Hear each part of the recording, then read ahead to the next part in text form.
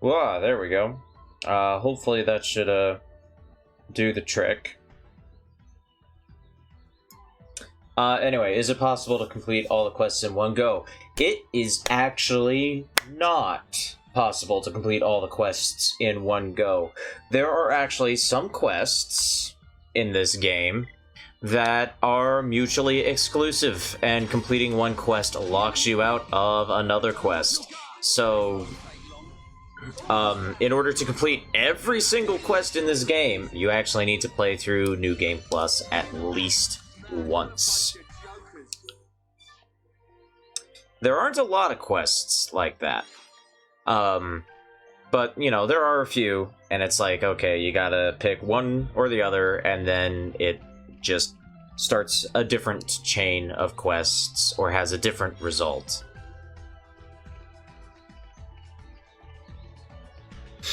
And not forget which sides you picked, yeah, because when you start New Game Plus, it doesn't really keep track of all your quest tracking, so fortunately, like I said, there's not a whole lot of quests, so hopefully it's easy enough to remember which ones you did and which ones you didn't do.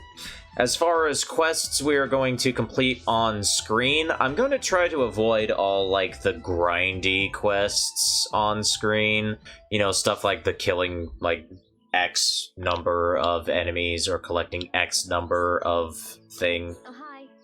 Oh, another thing you can do with named NPCs is you can trade with them. This is actually an extremely useful thing to do, and you want to do it very often, because they'll carry items that are normally difficult to find, but you can also overtrade with them. For example, like this, you can give Dorothy here a plate snow for her small shell, which is a ridiculous overtrade. It's literally 45 times the value. But overtrading can give you unique items that are otherwise extremely difficult to find, like, oh hey, I got a giant hornet from overtrading.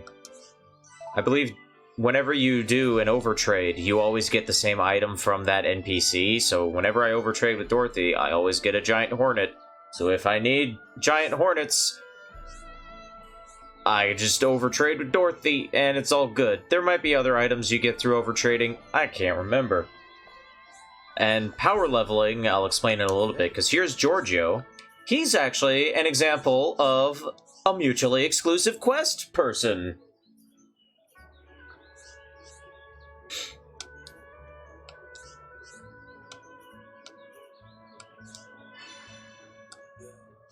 So his quest starts out, we need to find some dance apples for his Curie, but he will later have another quest which will have one of two potential endings. We can only pick one of them.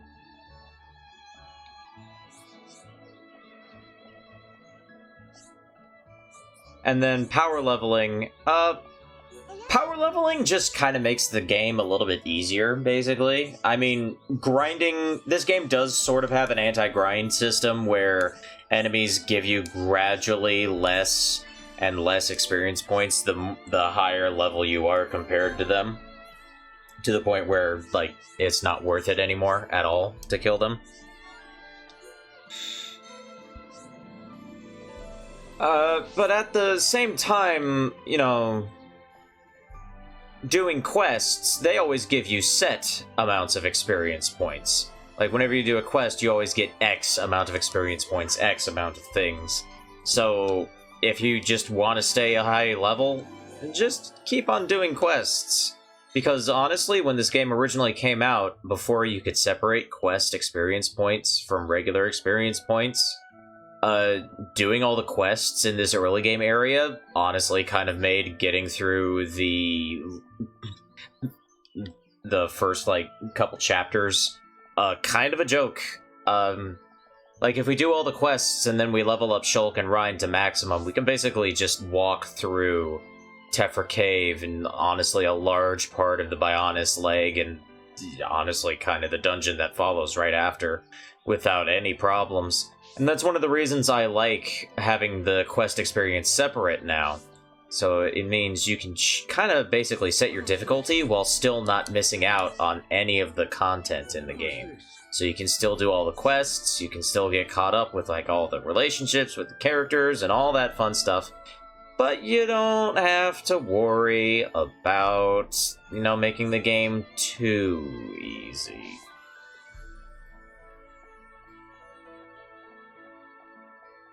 There's also another example of anti-grinding. Enemies that are higher level than you obviously give you more experience points, but that also eventually plateaus. And in fact, if an enemy is way too high a level, you'll actually start earning less experience points. But I think that's because the game knows you're cheating in order to kill them. And it just basically punishes you by not letting you get as much experience points as you would expect. You still get a buttload of experience points. It's still super worth it. It's just, it's not as worth it as you might think. Anyway, we're just kind of wandering around trying to get all the quests going. Because there are a lot of quests when Chapter 3 starts up.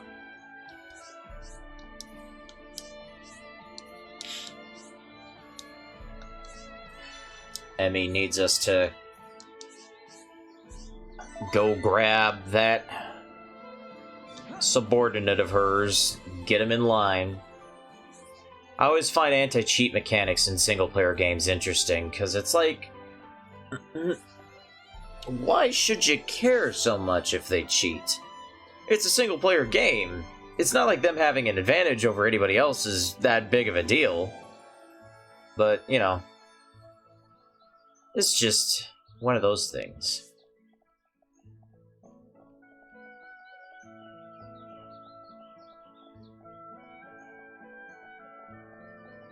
But yeah, we're gonna just try to do quests on screen that are mostly just like the actual interesting ones, the ones that actually advance like relationships and have like moving parts. I'll still do like monster killing quests and item collection quests, especially if they're like on the way to something else, but in general I'll try to do those off screen so that they're not, taking up way too much of our time.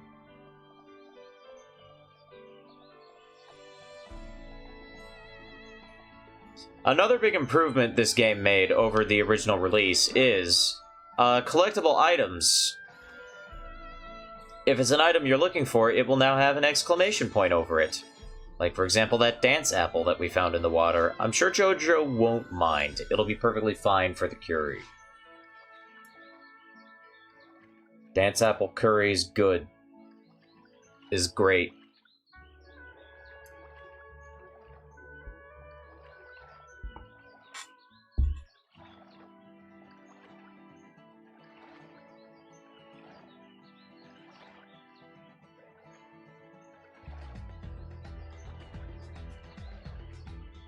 Look at Ryan go when he swims. He does like one thrust and it carries him like forever.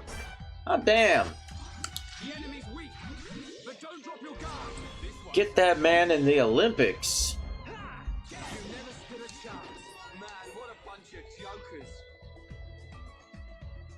I'm also probably going to miss a lot of those B button prompts because right now I'm playing through OBS and there's a tiny bit of latency, but it's just enough to throw off my timing. The enemy's weak, but don't drop your guard. This one's mine. Almost there. Good job, everyone. Who else wants some? So apologies in advance for that. If that kind of poor play is going to bother you. Oh hey, Verdant Bluchel respawned. Let's kick its ass. Again. Weak, but don't drop your guard. This won't take long. I'm turning up the heat. You're really getting into this race. I'm powering up. So another big difference in Chapter 3 is that Shulk's talent art has totally changed. I don't think I even explained how arts and stuff work in the first video. But basically, when you start the game, Shulk originally has Turn Strike for his talent art, which is a bad talent art. It's literally just there to teach you how to use Break, Topple, that sort of thing.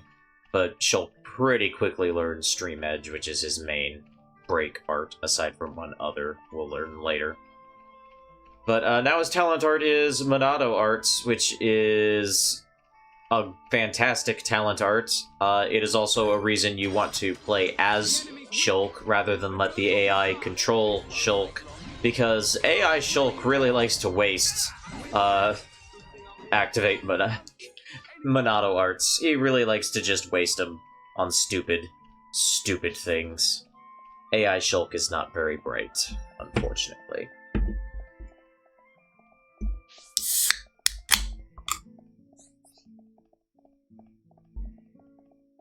You also want to check places during the day and during night, because new people come out at night, and new quests happen at night. For example, Leopold here, he's got a big problem. He's spending too much money, and he's a writer, so we know he makes none.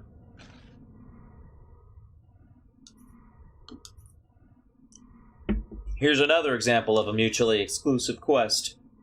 The front end of the game kind of loads them on because they're to demonstrate the vision mechanic for quests.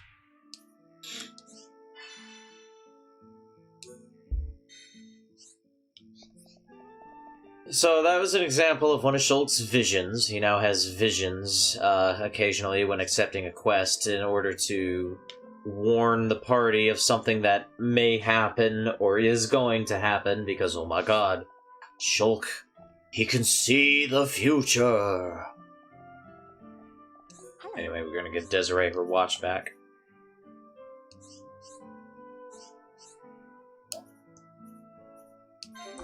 You also want to do quests as often as possible, because you'll notice every once in a while your character that's following you around, they'll chime in and some hearts will pop up above each other's heads. Those are affinity points. You want super high affinity between all your party members because it makes them better at fighting together and increases the chance of chain attacks extending, which is good.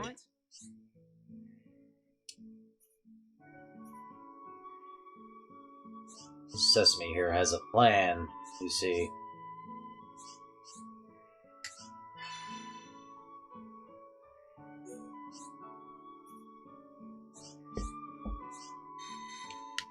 Gotta get some croaking brog bags. It sounds completely gross.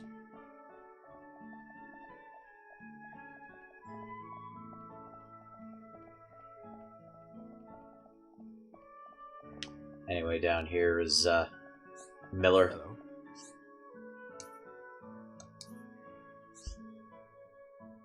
Get back to work, you lazy bum. And then over here is King Squeeze. What's up? I actually call him that. He actually goes by that name. Also, doing quests increases the affinity of the area that you're in. Because there's also affinity between named characters, like King Squeeze and Sylviane here. They have an affinity chain, and it's all kept track of in that giant affinity web that I'm going to take a look at in a moment. But this is an example of a branching path. You can actually choose to talk to Leopold or Sylviane. You can either talk to Sylviane, because it seems like she has doubts, and, you know, might try to get King Squeeze to lay off Leopold in a nice way, or you can tell Leopold, hey, yo, this has been happening, and Leopold will suggest revenge, and it's a much darker path to take. And they both have different rewards, and they both have different effects on the affinity map. So if we look at the affinity map, you can see all the named characters that we've been talking to. And some of them have links, for example, Nira here is a kind friend with Lucas. This affinity map tells you basically where you can find them, when you can find them, what personality they're like, and also, it tells you what trade items they have, what stuff you can get from them. It is extremely useful. It is extremely, extremely useful. I don't think the original release had this. Well, it had the map, but it didn't have a way to just look up, oh hey, you can always go to Marcia and get strong dandelions for trade. It's so nice having this. You have no idea. But anyway, the star ranking, the more of these lines you fill out, and the more you make these lines better, for example, up here between Jirok and Zukazu, sorry, they are bitter brothers, they do not like each other, but if you improve that affinity, it improves this affinity. And the higher this level, the better items you can trade for, and the more quests that are available. Because some quests can only be accessed when you unlock certain maps. And then here we go. Here's the affinity between Shulk and Rhine. It's okay. They like each other okay enough. They're friends. But yeah, you want to make sure you get the affinity between party members up there high as possible. Like, you want it good. Not only for chain attacks. Anyway, we also got our skills going.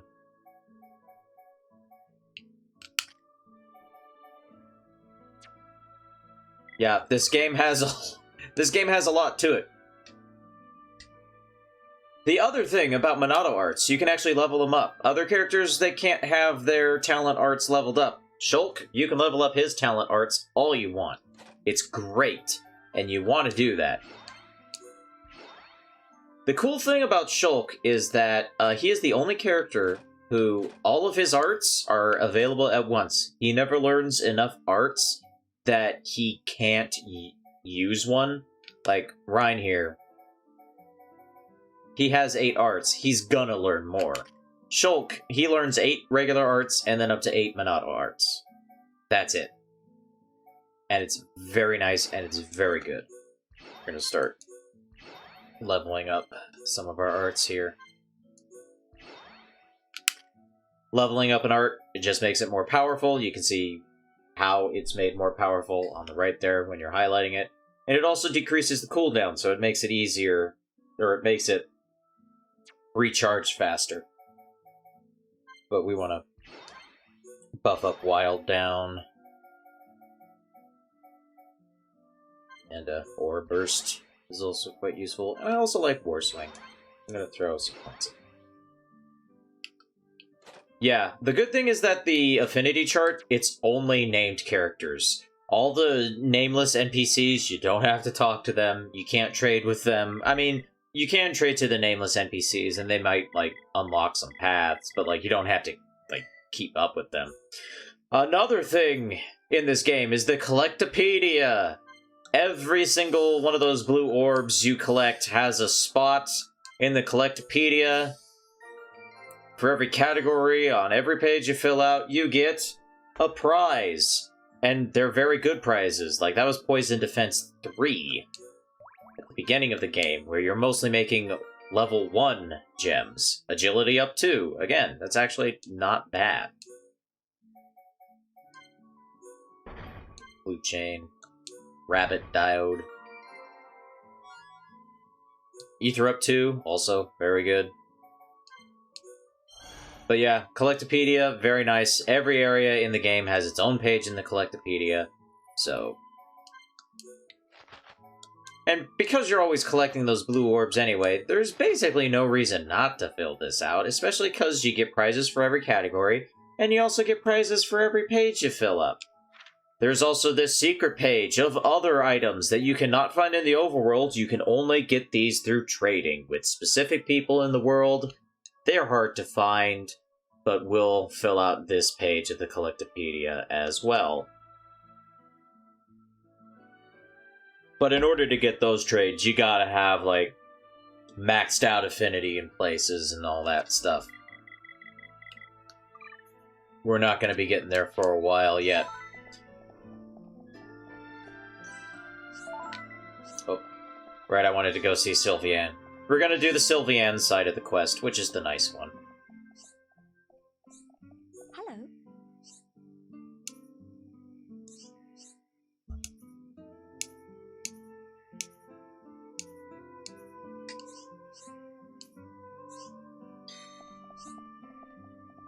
So this locks us out of doing Leopold's side of the quest, but now we gotta go get some top secret orders that Sylviane threw into the water.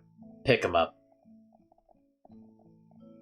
But we can also come over here and see the Gem Man. And now we can use the Gem Furnace to make Ether Gems. There's Ether Gems. So what you do is you select a bunch of crystals that you get from killing enemies, or cylinders that you already have. For example, initial tension here. Whenever you pick an item, other items of a similar quality will also be highlighted, so it's easier to make the gems that you want to make. We're gonna fire off another initial tension cylinder to get a strength of 183%. We want this because it gives us a chance of getting a better than normal gem. If any quality reaches 100% by the time you've filled all 8 slots, it automatically prevents you from adding more. So you can't, you can, either have a bunch of different qualities that are, middling percentage, or you can have, one big quality with a high percentage, like this. But, you see, you have a shooter here who has a special ability, like Shulk more easily gets into a fever, while Rhine, if you get a strong flame going with Rhine, qualities grow even stronger. But Shulk, his strong is only average, while his gentle is good, so I think we want Shulk to be the shooter, Rhine to be the engineer, because his strong flame is great! But his medium and gentle flames are poor. I'm all I've over got it. that. Alrighty. There we go. Nice one. To you. To me. Awesome. Alrighty. There we go. Alright. To you. There we go. Nice one. Alrighty. There we go. Woo. To you. There we go. Nice one. Alrighty. There we go. Awesome. To you. There we go. Nice one. Wow, this is absolutely mint. So, the higher the affinity between the two party members, the more shots, the more, flames. It is totally automatic. But you have some influence over it a little bit. It's automatic, it's randomized, but like I said, you have some influence. The higher the affinity between the two party members that are doing the crafting, the more turns you get, basically. For example, at low affinity, it's 5 to 8 turns, but high affinity, you can get, almost 20, I think. And then choosing the engineer kind of basically lets you set the roulette wheel. For example, Ryan's strong flame was great, his other flames not so much, so he's more likely to roll strong flame. And then the different flame qualities. Strong flames just increase 1 quality by quite a bit. Medium flames increase all qualities by a little bit. And gentle flames increase the cylinder gauge. And then when you manage to get something up to 100%, that means you can turn it into a gem. If you don't get something up to 100%, you can cylinderize it, but only as long as you have enough cylinders to use. That's what the cylinder gauge is for. The more you fill up the cylinder gauge, the more cylinders you can, the more qualities you can turn into cylinders. Cylinders can be reused later, so if you get real good at it, you can kind of basically just cheese a bunch of high ranks cylinders and get a lot of heat gems, which is what happens when a quality reaches over 200%. It gets heat, and it is a higher level than it's supposed to be. If you use level 1 cylinders or crystals to make a gem, you get a level 1 gem. But if you manage to get it over 200%, you get a level 2 gem. And then you can get it over 300%, which is very difficult. But if you manage to get it over 300%, you get superheat, and that gives you 2 copies of that higher level gem.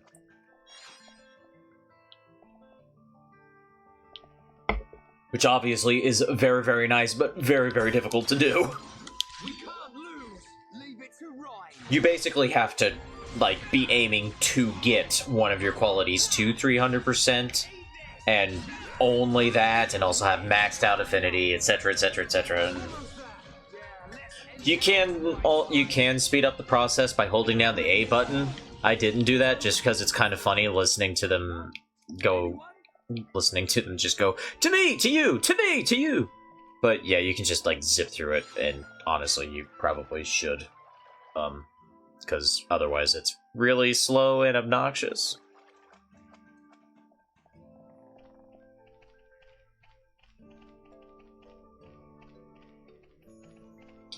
But yeah, you don't really have a whole lot of input over gem crafting, so... But, might as well use that gem we got. So we got Initial Tension, which is good. Ether Up, which is good.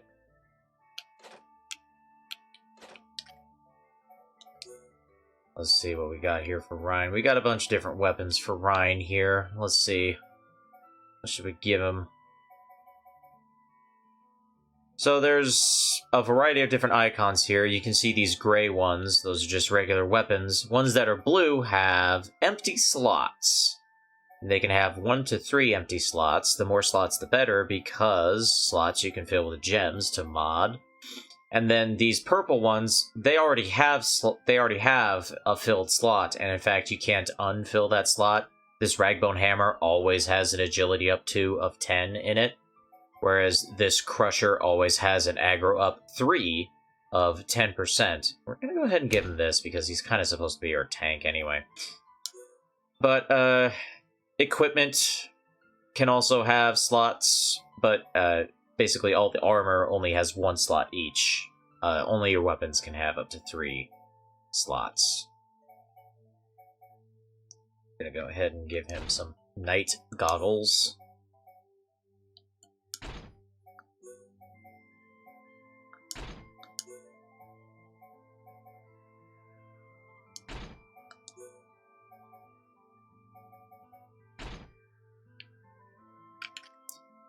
And this is why I like the appearance gear system, because I can give them all this equipment and not have them look horrifying.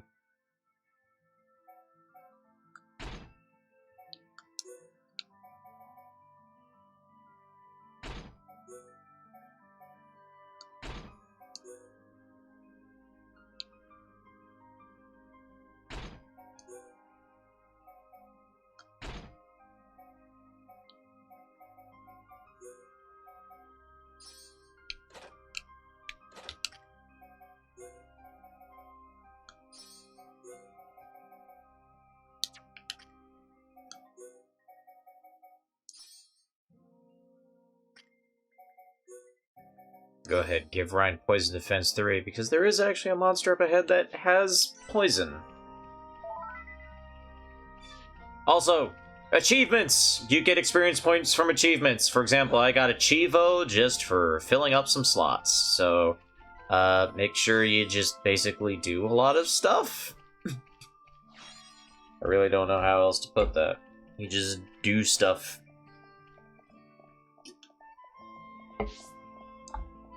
I'm hoping to be somewhat educationalized with this long play.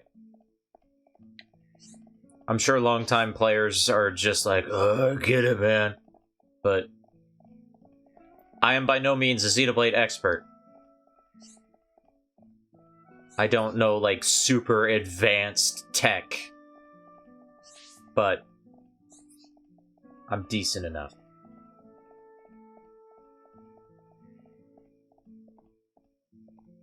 We gotta go see King Squeeze.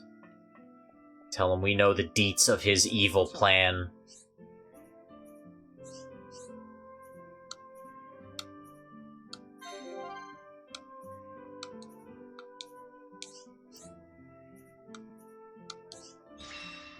And hey, he is so impressed by us catching his evil plan that he gives us some boots and some money. You alright, dude? Oh yeah, get ready to hear Ryan say alley-oop a lot. He's going to say it so many times. Also, hey, you can teleport in this game. It's very nice. To any landmark that you have found, you can just instantly bring up the map, teleport there. It's so nice. Fast travel is such a good feature in this game because, my god, these areas be big. I mean, for example, just look at this. And look at all these red exclamation points, too. I mean, look at all these places you can go! Don't go to all of those places. Some of those places are very dangerous.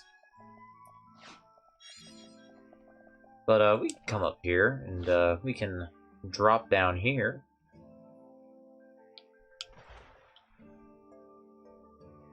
And, grab ourselves another dance apple. And over here is actually a named monster we need to kill. Oh, sorry. Lake Magdalena. I think he saw me. Or not. Never mind. Didn't see me. Just kidding.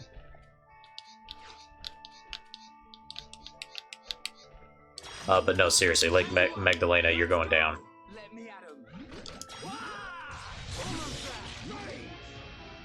I may have bitten off more than I can chew.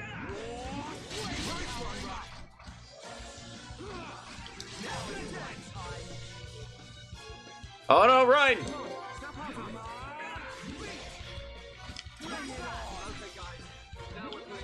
Nah, we're fine.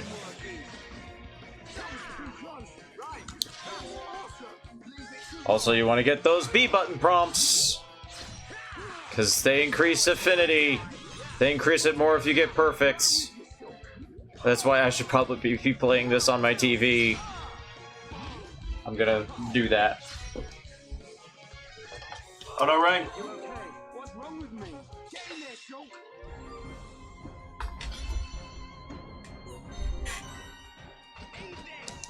There we go. Powering up. Nice one, Ryan. Shulk, get in there. There we go. Let's go.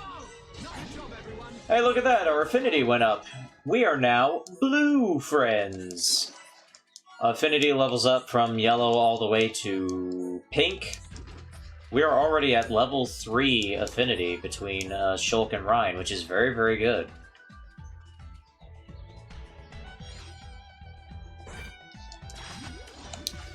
Shulk and Ryan are definitely the easiest to max out affinity for because, they're together throughout the entire game.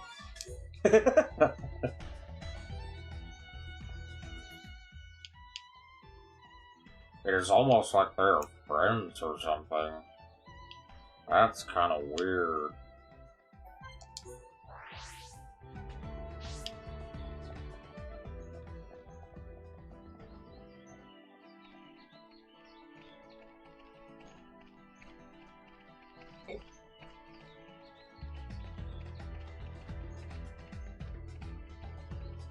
Yeah, we are not going to try filling out the map for a while yet. Just because some of the places you need to go in order to fill out the whole thing. Oh my god! Is he back again? Verdant Bluetooth's back again! The enemy's weak. Kick his ass! This won't take long.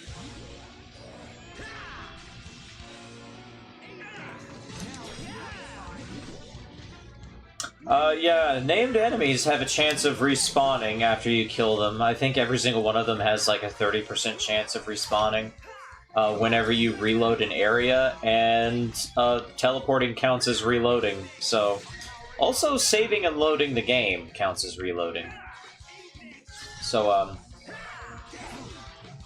yeah, if you want to kill a specific named enemy, you can just kind of save near where they spawn and just repeatedly reload the game until they show up.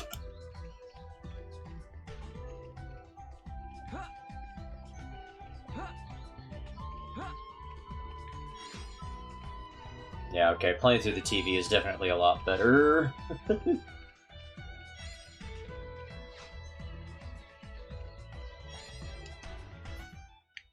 Alright.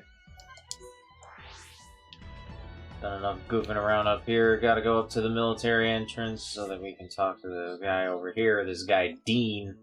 Get his help with something. Yeah, I'm trying to tell you what's wrong, man.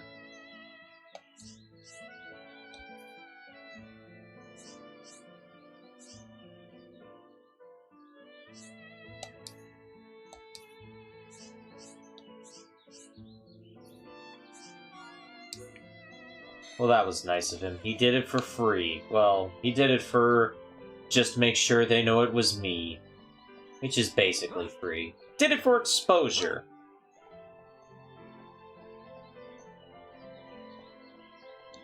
Oh, hi.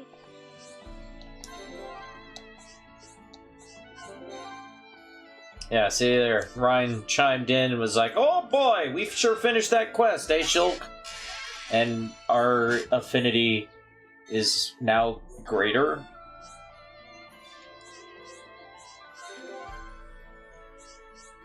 And every once in a while, you get a bigger boost than normal. It just kind of seems to be random.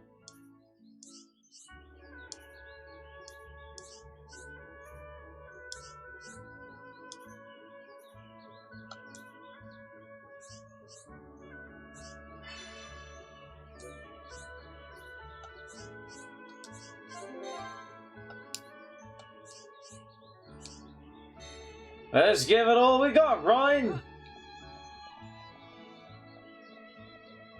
Oh boy, oh boy, oh boy! And there's even more quests. More quests, more quests. Just gotta get all these quests.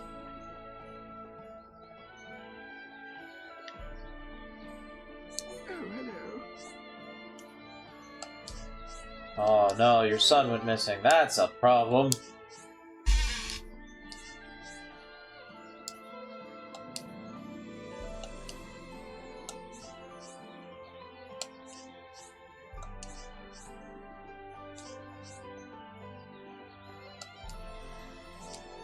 Ryan is a fine, upstanding youth. So we got this quest. This quest actually takes a while. Don't worry about finishing it straight away. Because like she said, her son was trying to travel up to the head of the Bionis. We're all the way down in the ankle region.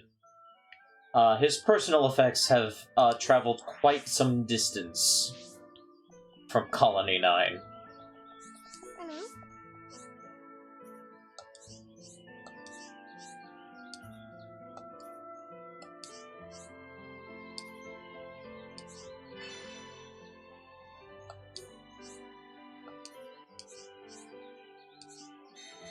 Also, the game's grass population system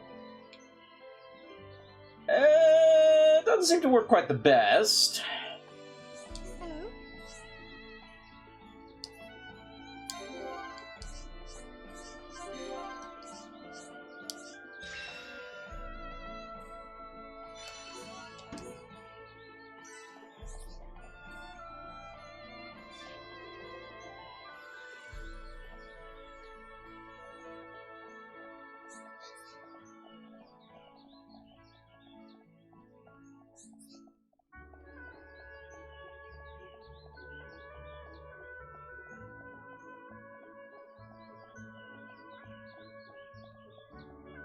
Who's there?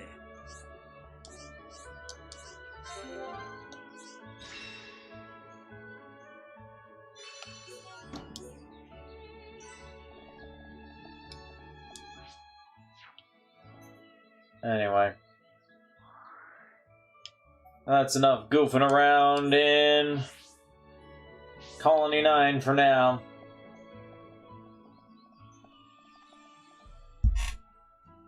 We'll be back.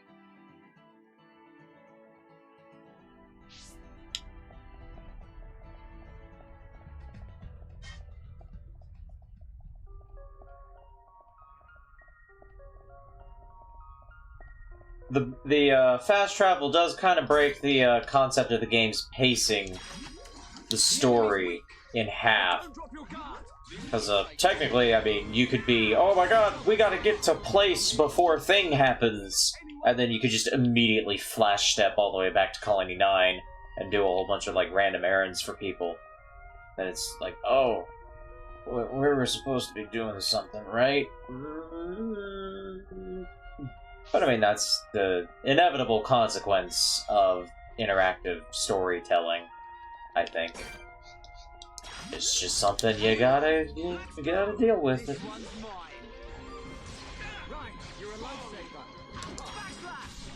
And I don't think it's fair to fault a game because of that.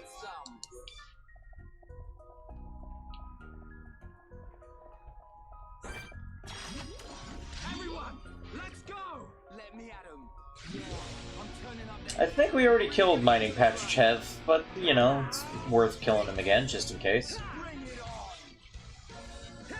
Killing unique enemies also gives you affinity coins, which you use to do a thing that is very useful and good and important.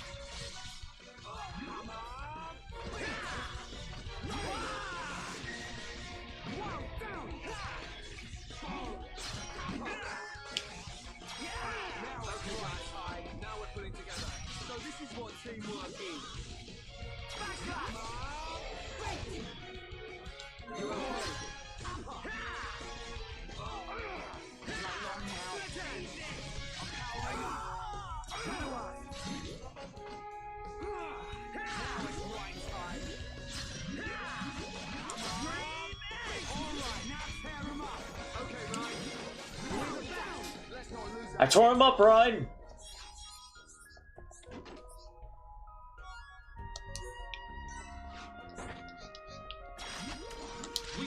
Right in the back! Never saw me coming! I'm turning up the heat. You're really getting into this, right? Eat this! Powering up!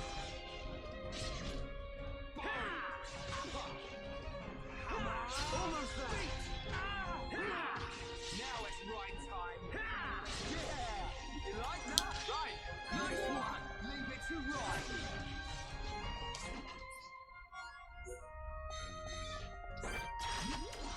Everyone, let's go!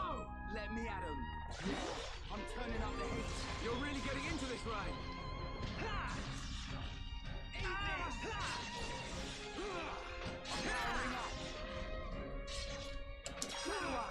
Now it's right time. Bring it on! Hammer! Backslash! It's over. Man, what a bunch of jokers.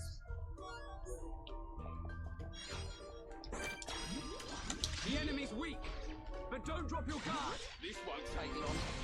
Almost there. We got through that pretty good. Good thing I'm here. No? Anyone? Right, let's do this. Leave it to Ryan. Boom. Right, you're a lifesaver. Alright. Let's not lose our heads, though.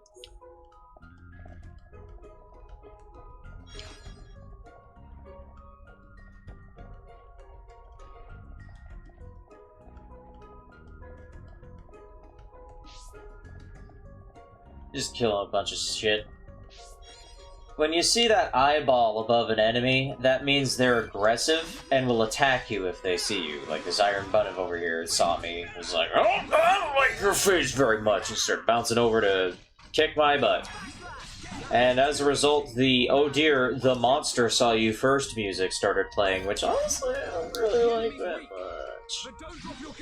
Now, if you're so high level that the eye icon doesn't even have like a colored border around it, that means they know that you are super badass and will not try to kill you. Because they know that they will have their shit rocked. Unless they're a named enemy, in which case they will always attack you because they are named enemies, and they didn't get names just by standing around whenever some badass guy walks by. Oh no, sir. They will attack you. Hello.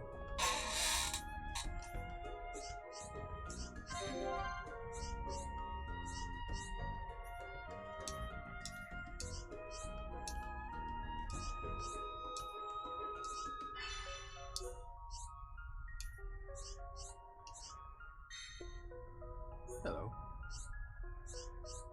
Sounds like you've got a problem.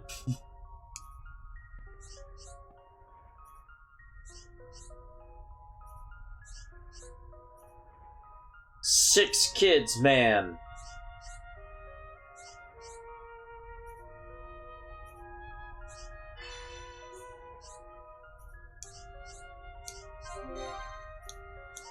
Jeez, getting all these affinity buffs.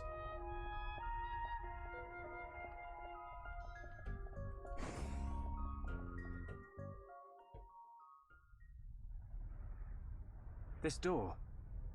It was closed when we came past before. But it's open now. Maybe it was programmed to open up in case of Mechon emergency. The way to the Bionis knee is just ahead. You ready? Yeah, let's go.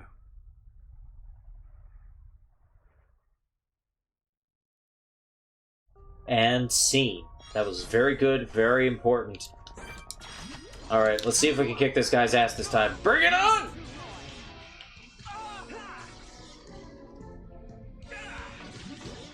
Ryan, what are you doing? Ryan, what are you doing? Ryan, get over here! Turn up the heat a little bit faster, please.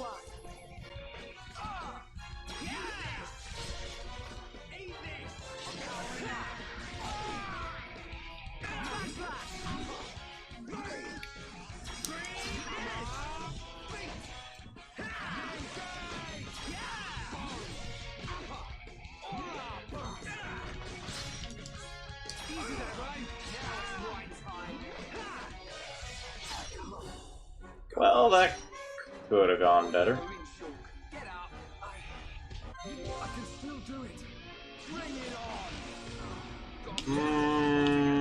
I have my disagreements, Shulk. I don't think we can do this.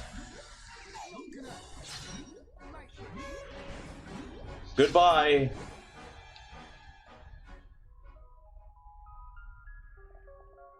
Well, that could have gone better.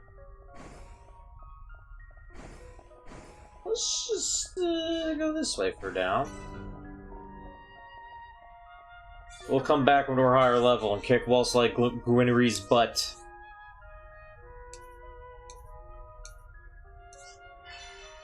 Anyway, here's a bunch of collection quests, which we already completed one of them, so that's good. Oh, hi.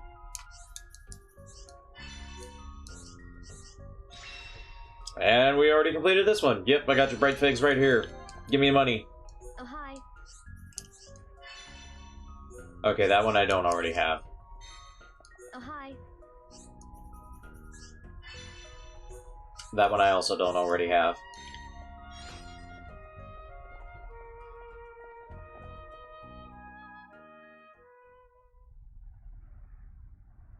An ether lamp. Wow. Don't traders use these things Well, as well pointed out, guideposts? Shulk. Yeah. We can follow them to the Bionis knee. A lamp. Okay. But if armed traders need guideposts, it must be pretty dangerous in here. Let's keep our wits about us. Definitely.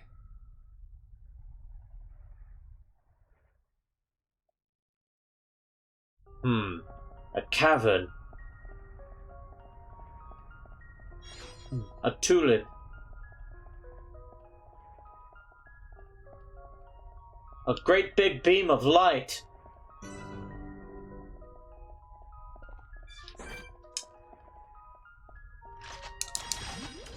Everyone, let's go! Leave it to Ryan. Right, you're a lifesaver. Powering up. You never stood a chance. So what I just did there is, instead of just hitting, okay, let's go punch the enemy, I instead lured the enemy. You can do that as an option, and your character just, like, throws a pebble at it. Also, here is a place where we can get very nice crystals. Gotta get them. Gotta get those crystals. But yeah, if you see an enemy surrounded by a bunch of enemies and you're like, I don't really want to fight all those enemies, you can lure the enemy from far away. Your character just throws a pebble at them and pisses them off, and only them off. And boom, we can fight this desert crabble without getting surrounded by a bunch of other crabbles.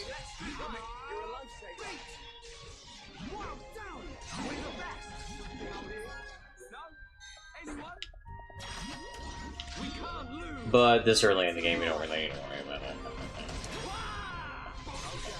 Now we're getting started, and nothing's gonna stop us. Powering up.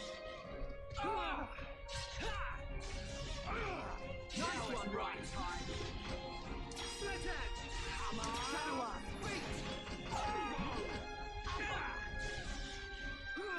Man, it is kind of weird coming back to this game after getting used to, like, having the way shorter cooldowns, like, after you, like, level all your arts up way a lot, and now combat feels a lot slower.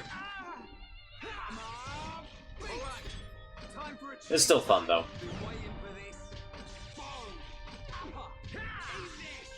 Going well. Sorry, I got focus. All right, we can do it. We've almost got him. Now it's right time. This isn't going well. Sorry. Shulk. That's it. Everyone, let's go. Come on, we can do it. Powering up and go. Good job, everyone. Man, what a bunch of jokers.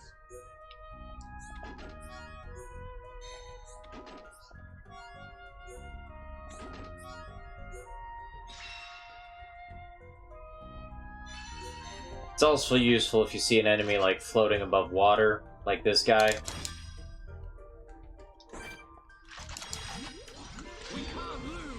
And the reason I'm rapidly hitting the button when I do that is because when you use the lure option, it plays the Monster Saw You First music for some reason. And as I've already established, I don't really like that music very much, so yeah.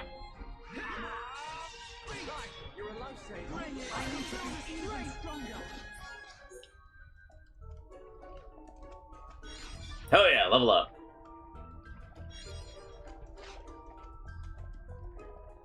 That looks suspicious. Ain't gonna find out what that is for a very long time, though. You're really getting into this, right? Shadow Eye. Eat this, split edge. I'm powering up. Take this. Oh. Now it's right time. Bring it on. You're a lifesaver. Sounds perfect for a chain attack. We're gonna knock your block off. Yeah. You like that? Right. Great attack. Leave it to Ryan. That was too easy. Who else wants some? Bam!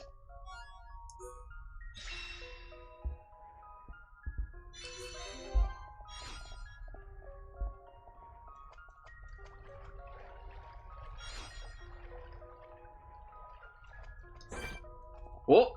We got a new unique monster here, the Solid Clonive. Everyone, let's go! This one's mine. Ha! Yeah, I'm turning up the heat. You're really getting into this, right? I bet you you're not so solid after all. Now it's right time. So I suppose I should take the time, some time to explain what Shulk's different arts are. So his two starting arts, backslash and light heal. You use backslash from behind the enemy, it does more damage. Light heal just lightly heals party members.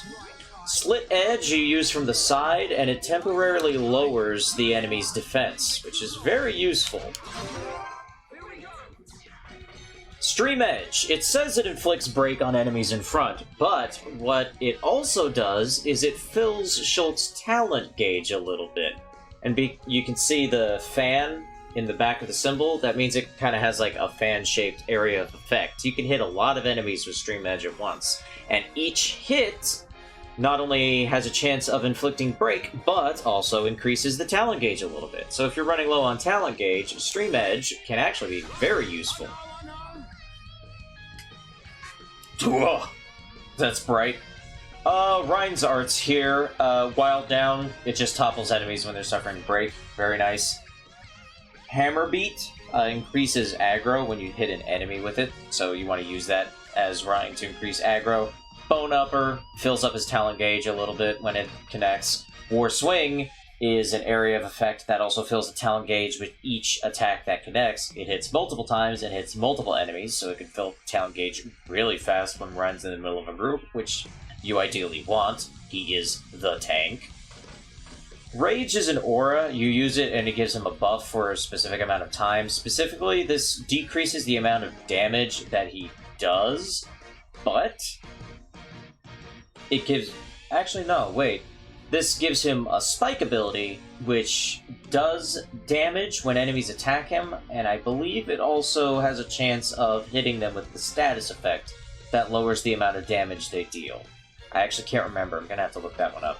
Engage is just an aura that locks on to the enemy, so it forces the enemy to fight Ryan, which is very useful.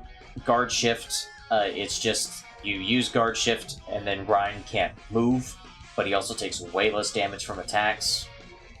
And then Aura Burst, it just uses up the aura that Ryan has to perform an AoE attack that inflicts a Strength Down debuff. And then his talent art is Mad Taunt, which just absorbs aggro. It just gets lots of dudes pissed off at him. And then Shadow Eye on Shulk reduces aggro, and it also gives him a temporary boost to the next physical art that he uses. It's very useful. But also, you'll notice in the chain attack on the right-hand side, there's that color and it says chain ×1, even though we used 2 attacks.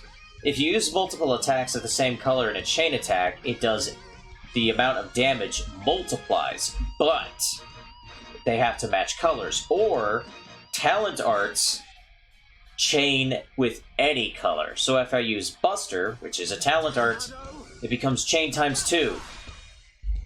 Behold the power of the Monado. How do you like that? Teamwork at its finest. Take that. Yeah! Eat this. I'm powering up. Now it's right. Get in there. Everyone, let's go. Another reason you want to hit enemies with attacks that activate that little starburst thing, like using backslash from behind, it fills up the party gauge. Oh, nope, that's not what I wanted to use light heal on. That's not what I wanted to heal. That's not what I wanted to heal.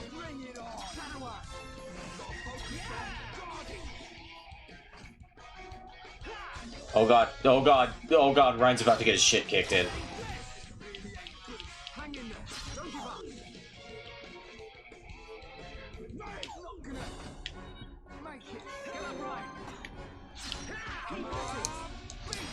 Jesus H, tap dancing Christ.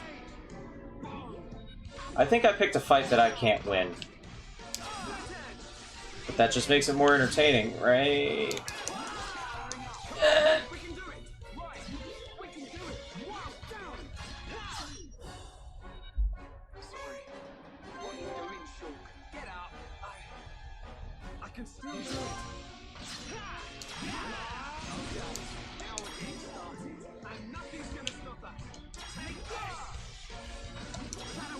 I think we can do this. No, I can't do this. I'm so close though.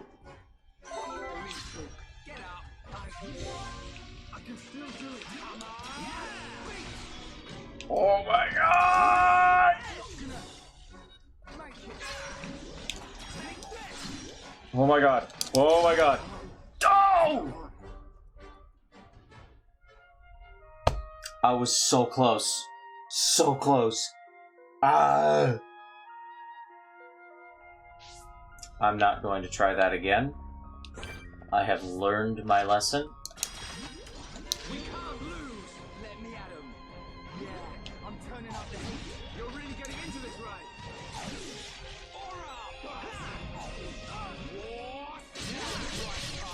Yeah, see that? That War Swing hit like both of those Wind Vangs like way a lot. War Swing is super good in this early game. All right, we're just gonna go ahead and keep going.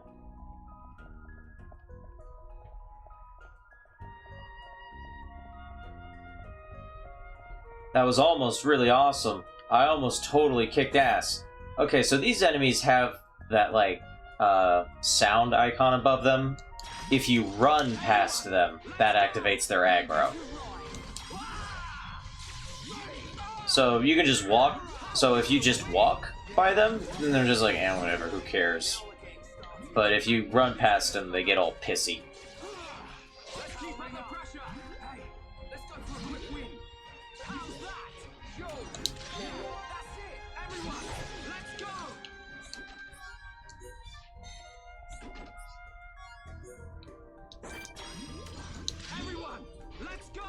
Let me at him.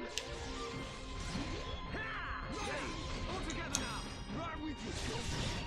Now it's right time. Whoa, down. Just on. Let's keep up the pressure. Beat. Come on, we can do it. I'm powering up.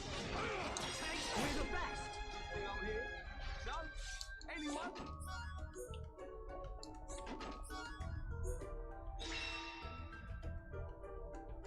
Yay, we got the silk book I wanted.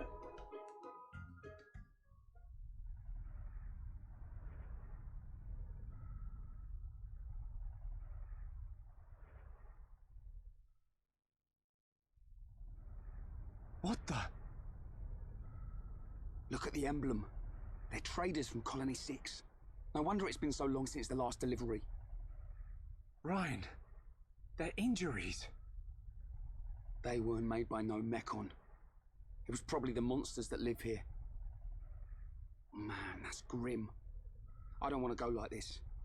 Not even killed by Mechon, just some monsters in a cave. They probably had families. Children. Maybe. It wouldn't surprise me. But why'd you say that? Oh, no reason. Ryan, shouldn't we return them to the Bionis?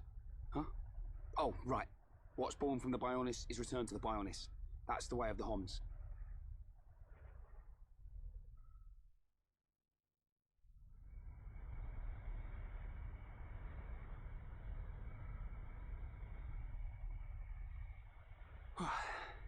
That was way harder than I thought it'd be. I'm just about ready to collapse. Let's take a rest. If the monsters in here killed all these traders, we need to be at our best. I'm wide awake, so I'll take first watch. Thanks, man. The nap will do me good.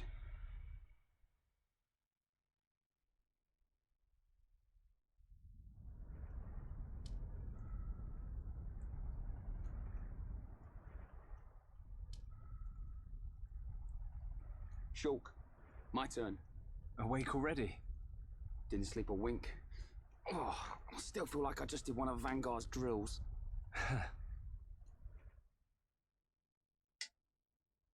Then it's not your turn yet, is it? Why do you think the Mechon attacked? Are we just food to them? Or what? Did we do something wrong? Sort of reminds me of the battle between the Bionis and the Mechonis. I wonder if it's anything to do with that. Well, it's hard to believe that living things are just a source of energy for machines. There has to be another reason. Mechon killed Fiora. Yeah, thanks, Ryan. I remember. I was there. I'll never forgive them. I don't care what their reason is.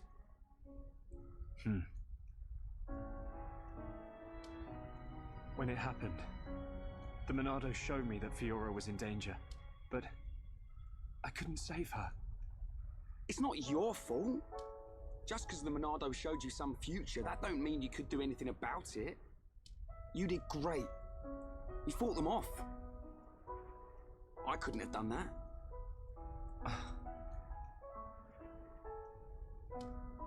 You know, I've been thinking about it. Why you can use the Monado, I mean. Dixon told me. You're a survivor from the Monado expedition team that went out 14 years ago. There was a blizzard or something, and your mum and dad died. And then Yeah, Dixon thanks, Ryan. I found was you there and for brought you that back. too. That sounds right. I was pretty young, so I don't really remember anything. Is that why you do it? Why you're always helping Dixon with his research and trying to figure out the Monado. Maybe. Part of me does see it as something to remind me of my mum and dad. But mainly, if it really is the sword that the Bionis used to kill the Mechonis, like in the legend, I want to work out its secret. That's the real reason. I've got it. You were chosen by the Monado. What? Chosen? Don't you see? Not even Dunban can handle it. It ain't chance that you can and he can't. I'll take the next watch. You get some rest. Okay, I'll try. But how can we be sure that you are the chosen one? Night, Ryan.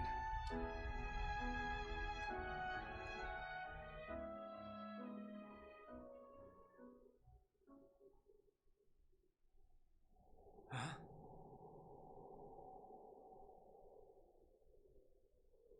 Do you wish to change it? Huh? The future.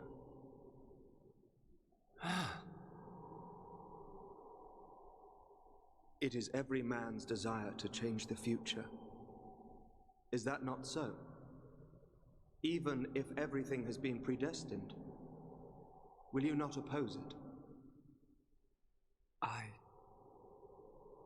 The Monado is now. I mean, I don't in know. your hands. What if I was predestined to have The some ice Monado cream right will now? grow with you. I don't know if I necessarily want to fight that this If you day. can find the true Monado, the future is yours. The true Monado. I guess it would depend on what flavor of ice cream it was. Shulk! If it was strawberry ice cream, I probably would fight that future. Give me some mint. Ryan!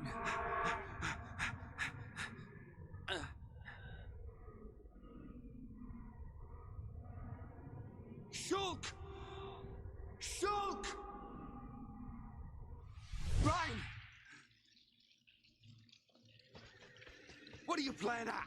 Give us a hand! Spider's much worse than ice cream.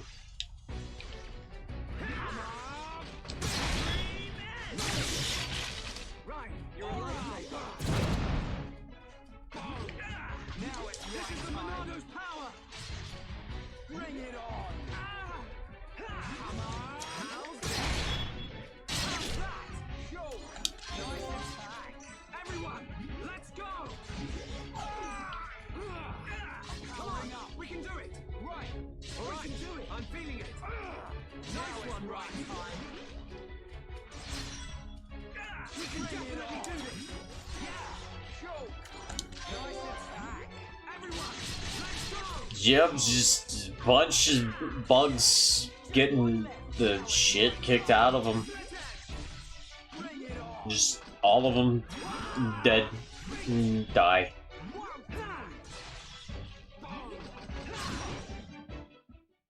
How's it going, EPZ? I'm sorry, Ryan. Don't worry about it. It looked like you were having a nightmare. Really? I was dreaming about ice cream, though. Is now in your hands. The Monado will grow with you.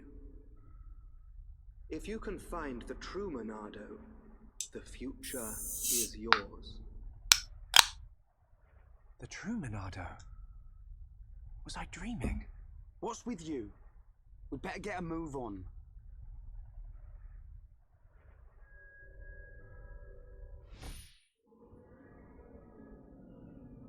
Shulk. I think your visions are giving you cataracts. You might want to get that looked at. It wasn't a dream. Was it a vision? What should I do? I could tell Ryan. But I don't know. You look kind of silly in that vision.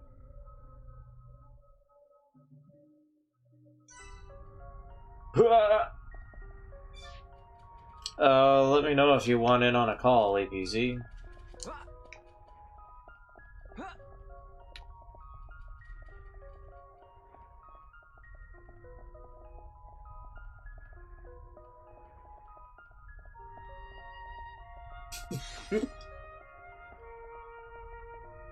No blood. It's perfectly fine. It's just a flesh wound.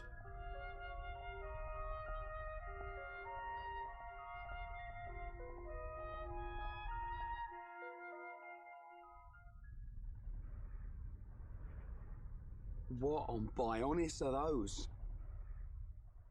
Monsters' egg sacs, I think. But it looks like there are mechon parts inside as well. Man, what kind of monsters are they? Probably some type of arachno. Oh yeah, speaking of those... Get back!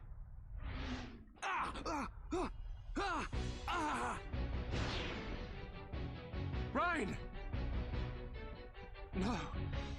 If that vision comes true, then Ryan, I've got to find him.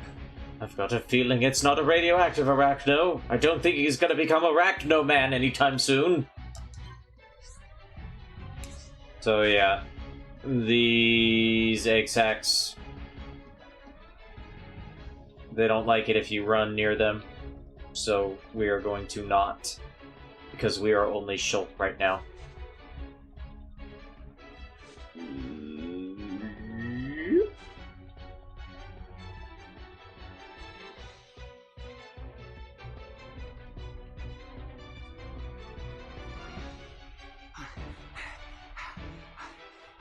You things just don't give up, do ya? Ryan! I've got to hurry. If I can get up there, I should be able to reach it.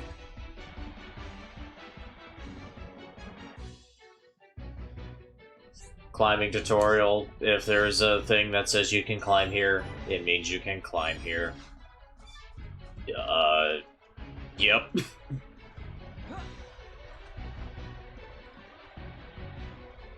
Gotta hurry! Gotta save Brian!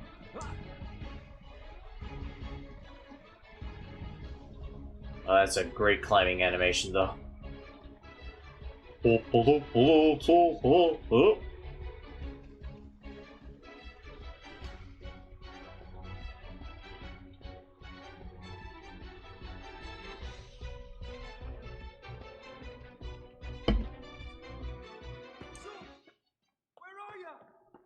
Ryan!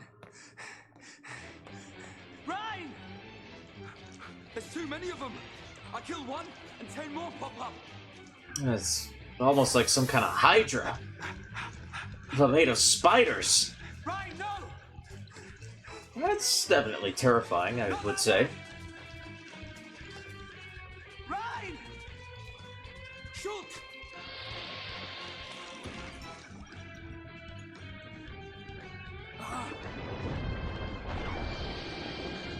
Ryan!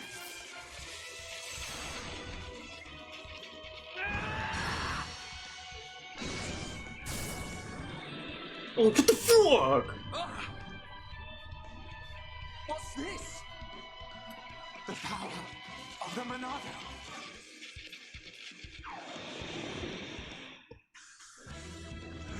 Look out!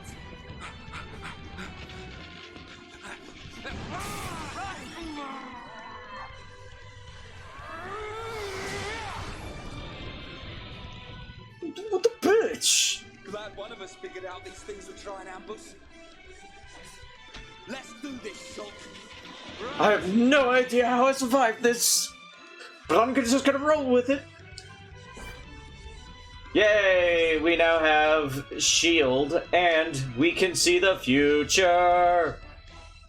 Right, I'll hold off the big one's attacks with the Monado. You deal with all the little ones. So we got like a bajillion tiny spiders. So every once in a while when you're fighting, you might see a vision of the future, like Ryan getting the ever-living shit kicked out of him. When that happens, you are given an opportunity to change the future! And whenever you shatter a vision tag, the music changes. Almost there. Right, we can do it. It gets hype as hell. We can definitely do this. Nice one, Ryan. So, there are a variety of different ways to change the future. Whenever the enemy is going to use a talent art, and you'll know when the enemy is going to use a talent art because the art will have a Roman numeral after it. Very handy information to know. You use Monado's Shield, and as long as Monado's Shield is up to the same level as the talent art you are blocking, it will block the talent art, all strikes will do 1 damage, and all debuffs will be nullified. Very handy. Other arts, though, that the enemy uses, you can't just shield through them. You have to break the vision tags in a variety of other ways. For example, drawing aggro to change the target of the enemy, or using a topple or daze to keep the enemy from attacking, or even change the attack the enemy is going to use. Visions get pretty technical. There's a lot of different ways to take advantage of being able to see the future.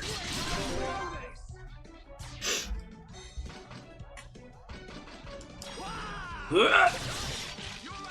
know. Wow, down. No escape. Leave it to me. How's this?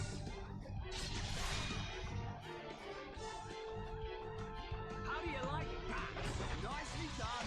Yeah. Now it's right time. The other nice thing about being able to see the future is not only do you see how much damage is being dealt to the character, but you'll also see if the attack is going to kill them or apply any debuffs. For example, this is totally going to kill Ryan in 12 seconds. We got to build up shield. Shazam! And boom, it gets shattered. Now Ryan only takes 2 points of damage because it's a 2-step attack. And like I said, all debuffs are gone, so, like, being knocked into the air doesn't happen. Each instance of shield can only block 1 attack, though. I mean, it'll block the full art, but, you know, it'll be used up. So... Okay, Ryan. Take this. Run away. Yeah.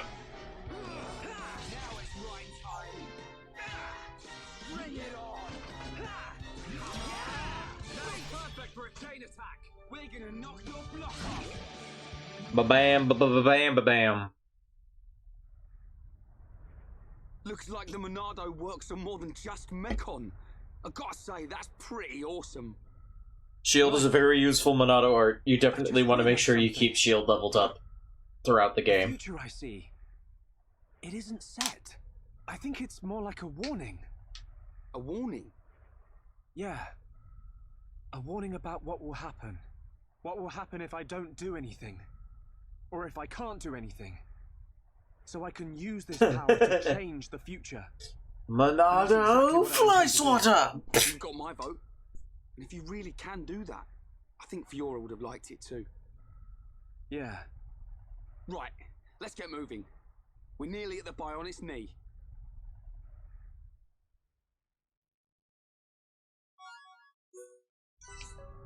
Because, yeah, as it says here, if the level of the talent art is higher than your Monado shield, it will not block.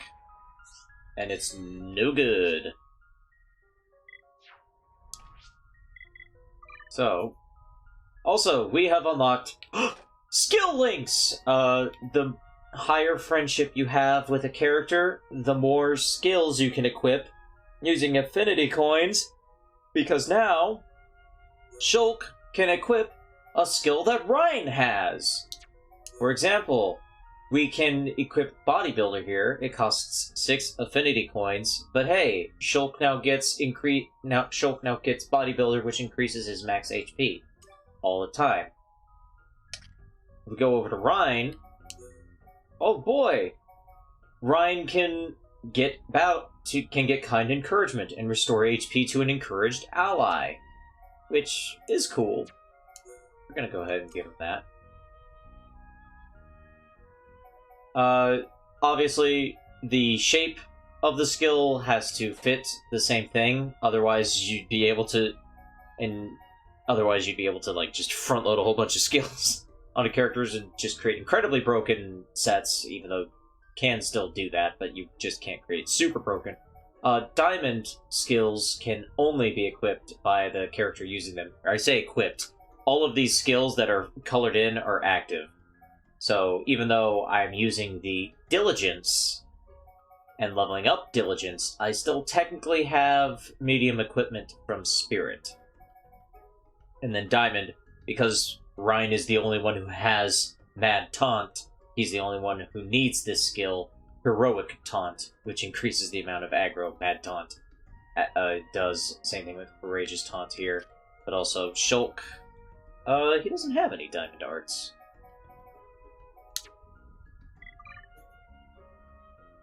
I'm gonna go ahead and level up Shield twice, and that'll leveling up Shield twice now basically covers me through the Bionis leg, so we're good for a while.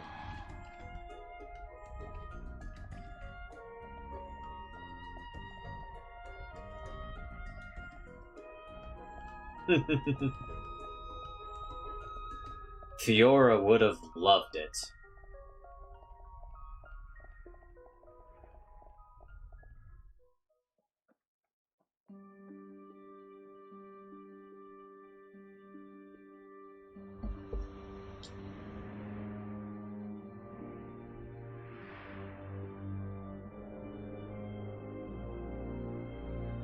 This is pretty cool. Like, yeah, the game tells you, yeah, you're on top of, you know, the bodies of giant titans, etc., but, like, this is kind of where that scale actually gets realized. I mean, look at that. How many times I see this, I never get used to it. Look at that. So On the cool. other side of those clouds. Yep. It's our enemy. Mechonis. Our enemy.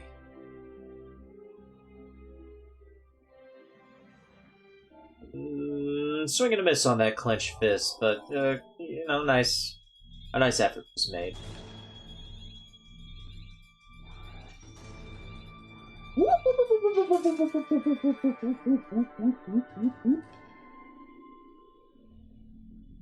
Somebody needs to make a mod of this game where all the flying mechon just make the noises of the cars from the Jetsons.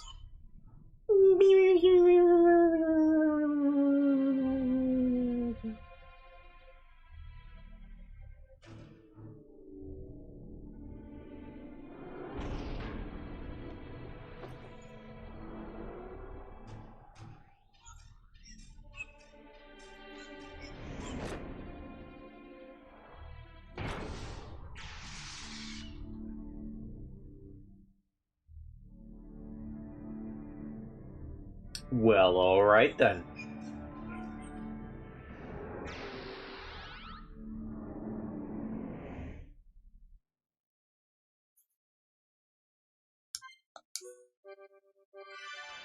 And that's chapter 3.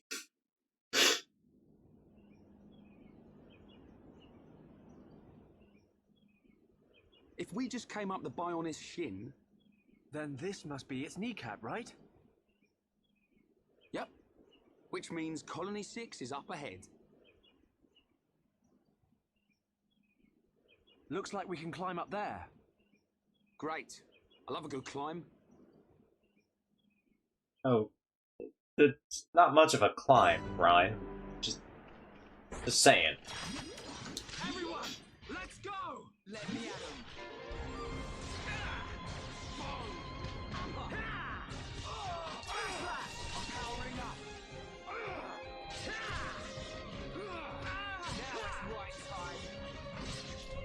Bring it on! That was too easy. Let's not lose our heads, though.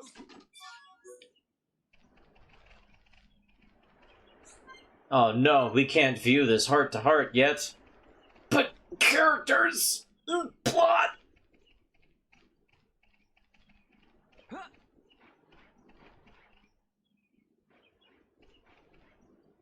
What a great climb! Loved it!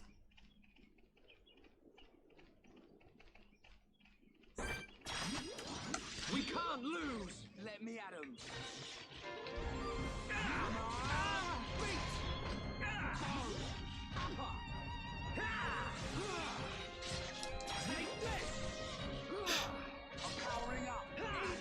It's very cool. I like it a lot.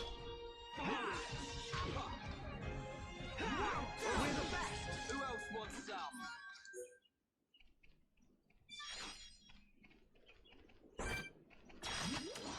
Everyone, let's go!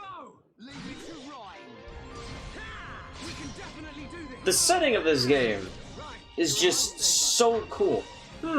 That's actually a pretty good question. I'm not 100% sure.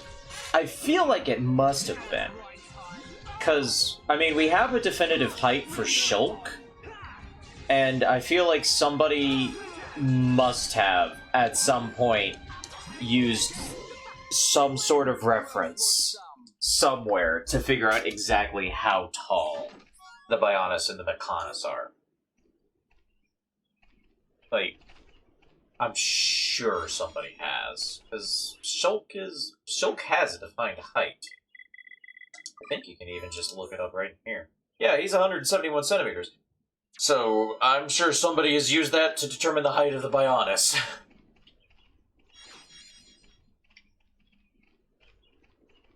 Anyway, over here is something interesting.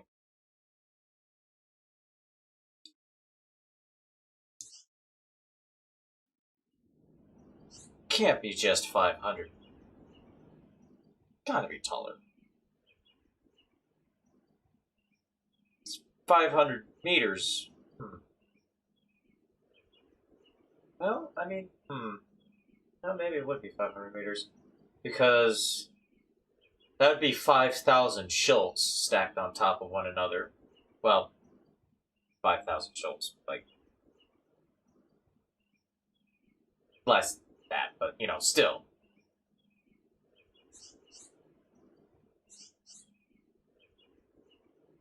Yeah, poke it, Ryan.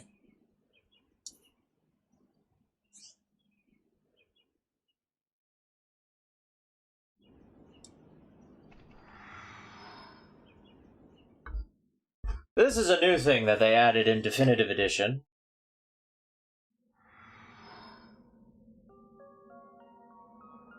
Where am I? Greetings. Ah, the Nupon Archsage.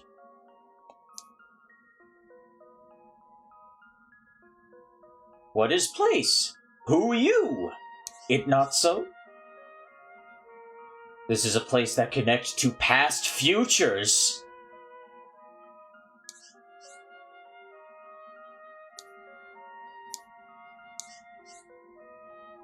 We'll be your pupils, I guess.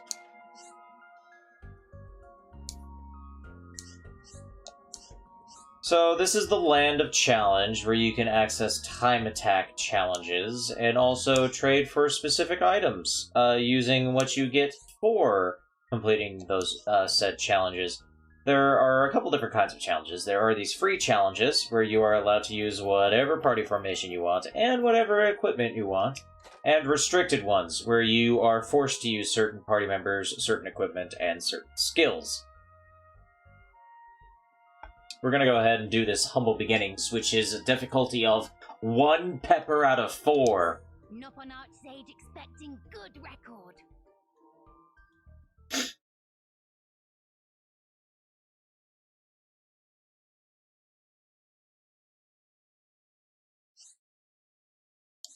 Alrighty. So for this challenge, we are forced to play as Ryan, and we have to defeat a variety of enemies in a limited amount of time, using our incredible skills.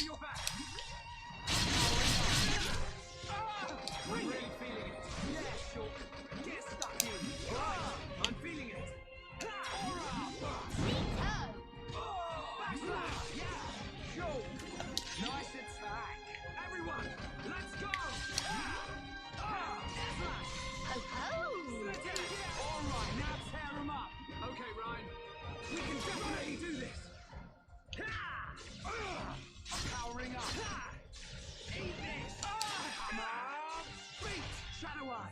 Right, you're a lifesaver. Now it's right time. Just split edge. Eat this. Backslash. I want to save my talent art for now. Nice job. So there's a variety of waves that you have to clear. Yep. I'm ready. You hear that? Schultz ready! Take it to him. Wow, down. You're up. Okay, my turn. Monado, shield us. That's not what I intended to do, but okay. That's right, it also affects where said arts are located on the art palettes. So, that's why I thought I was using Buster instead of Shield. Wow, down. We can definitely do this. Game there, Jolt.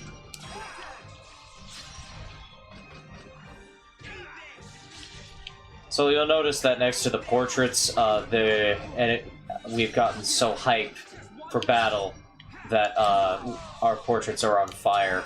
That's tension. High tension means you deal more damage and you are more accurate, so you are more easily hitting the enemy. I better absorb some of that aggro. Not even a challenge. Let's stay focused. Time for pain. Everyone, do your best. Powering up. Oof. That's the bad thing about War Swing. An enemy can block it and just totally, like, wreck your shit. Ready to roll. Roger. All systems go. Let's do a chain attack! Wow, down. Well down! Leave it to me. Monado. Okay, guys. Now we're putting together. So this is what teamwork is. Not bad. Nicely done. I had no idea what teamwork was until this very moment. Thanks, Shulk. Yeah. You like that? Right. Great attack. Leave it to Ryan. All right. I'm feeling it. I'm powering up. Hammer. Shadow Eye. Beat. Backslash. Slash. Get all you got. Cool. Let's keep this. And there we did it. Bada bing, bada boom. And then, of course, like any good challenge mode, you get ranked based on how well you did. I got an A. Good for me. Archsage thrilled beyond words. Here is little something. So for that, I won a variety of rewards and some Nupon Stone. Nupon Stone you could trade for specific things. What friends choose?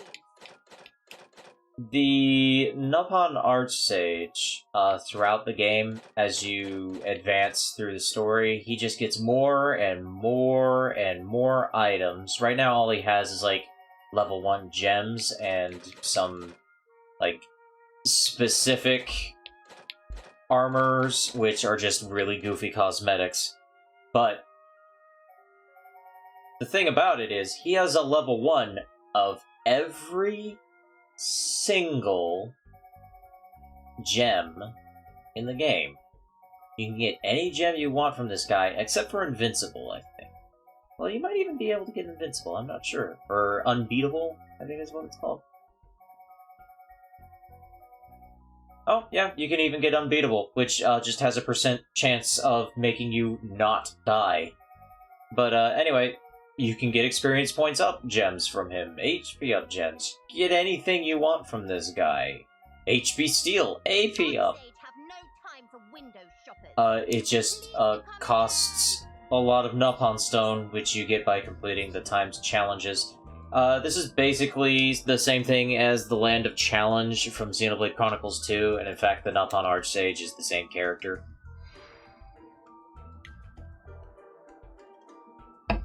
And the fact that you're trading Nupon Stone for items, including goofy cosmetics, which the cosmetics we got... Are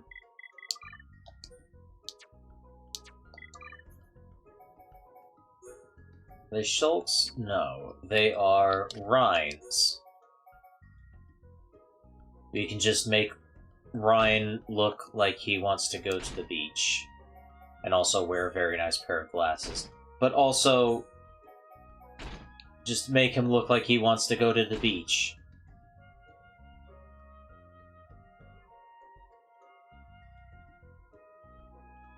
He looks weird with glasses.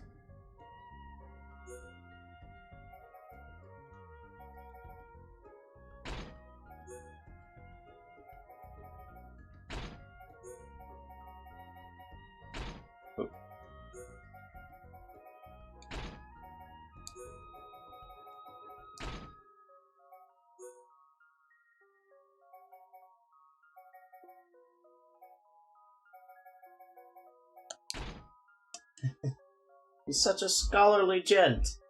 But yeah, you just unlock all sorts of goofy cosmetics. I think Shulk has like flippers and various camo patterns. It's kind of goofy, but at the same time, it's kind of funny. A later character, you basically just dress up as a pirate.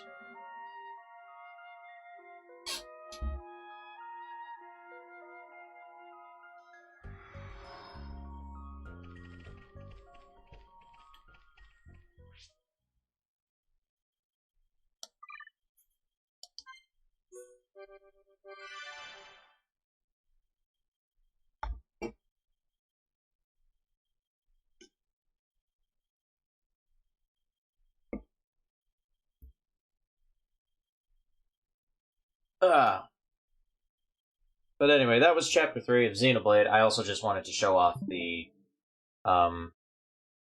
Land of Challenge really quickly. Now, I'm not ending the stream here right now, because I actually kind of want to show off a thing, because Xenoblade Chronicles has had 2 sequels.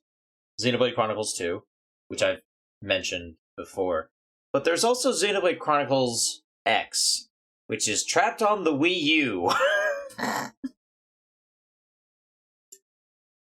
But I think it's worth taking a look at because it's an example of both a good and a bad thing, I think.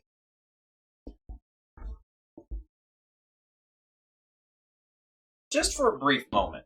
It's an interesting concept for a game, and I honestly hope it gets like a second chance.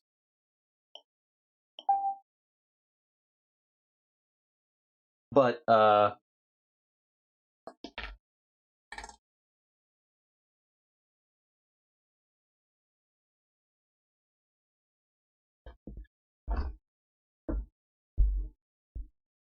have to make sure my Wii U is actually even plugged into the TV. It is not.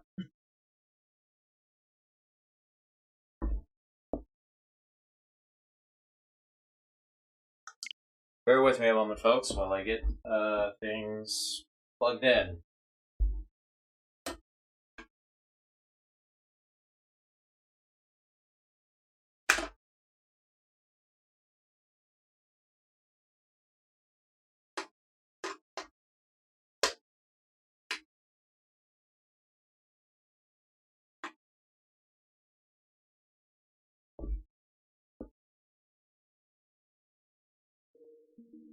Oh my god!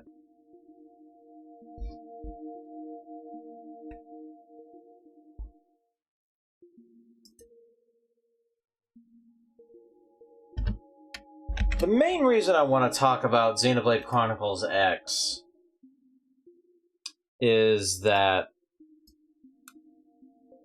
I'm considering doing it on like the every other Wednesday thing.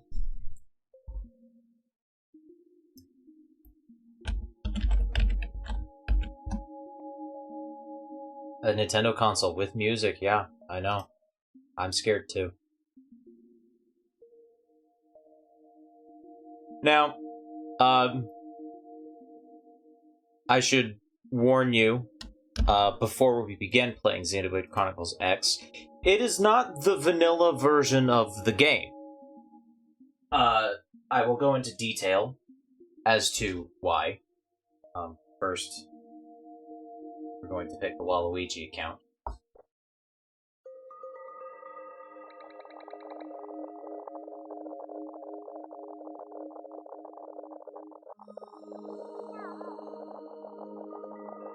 But, I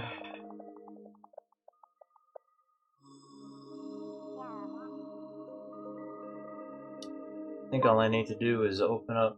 Oh, no. Never mind. Give me a moment. Ha ha ha. Ha ha ha. Okay. Ugh.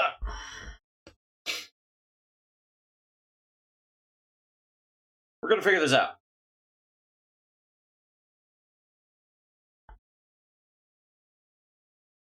They are ghosts of people.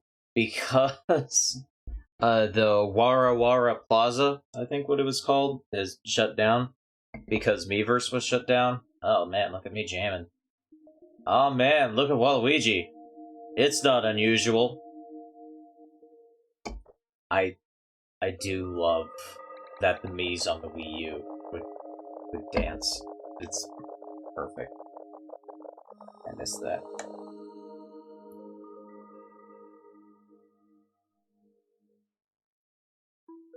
Oh, what's this? I don't know. What? I don't know. Nope. Just kidding. You didn't see that.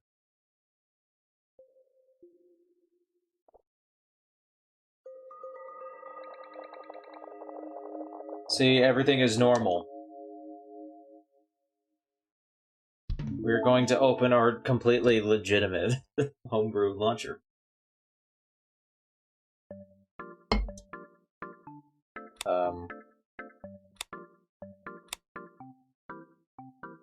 So that we can load caffeine.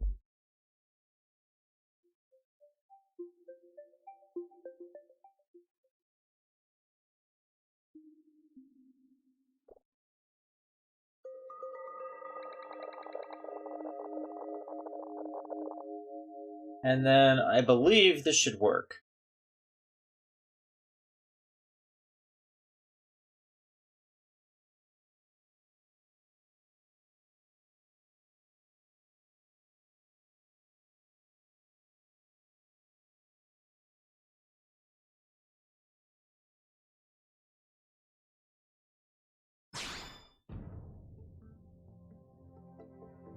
So Xenoblade Chronicles X came out in 2015, and as you can tell from the title screen, it is very different from Xenoblade Chronicles, the original, in that, well, there's this giant robot here, but you know, Xenoblade Chronicles had giant robots, they were called Mechon. There's a guy there, he has a gun, but you know, there are guns in Xenoblade Chronicles world. But you might be able to see in the background there, on that building way off in the distance, United States?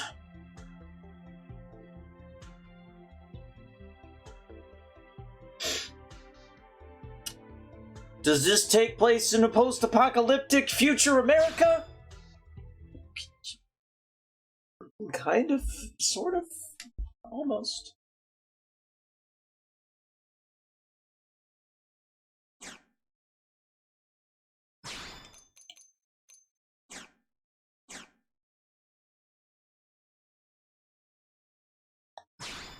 Also, the game has an online system, because it kind of had online multiplayer as well. It also made heavy use of the Wii U gamepad, which you will not be able to see, but...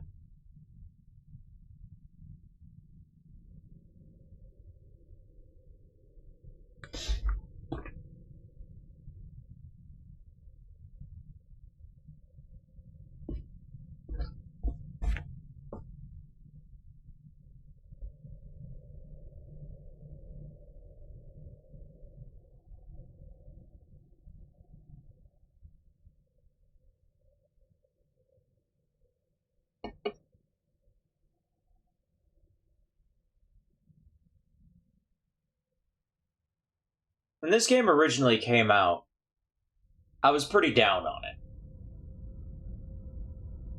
Like, I had played Xenoblade Chronicles on the 3DS. That was the first time I played Xenoblade Chronicles, and I only played it because I liked Shulk in Smash Brothers.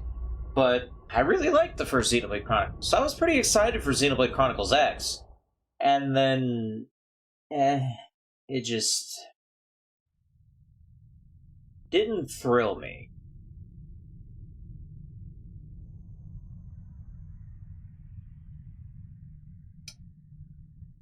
But it's been some time, and I now look back on Xenoblade Chronicles X with a bit more positivity.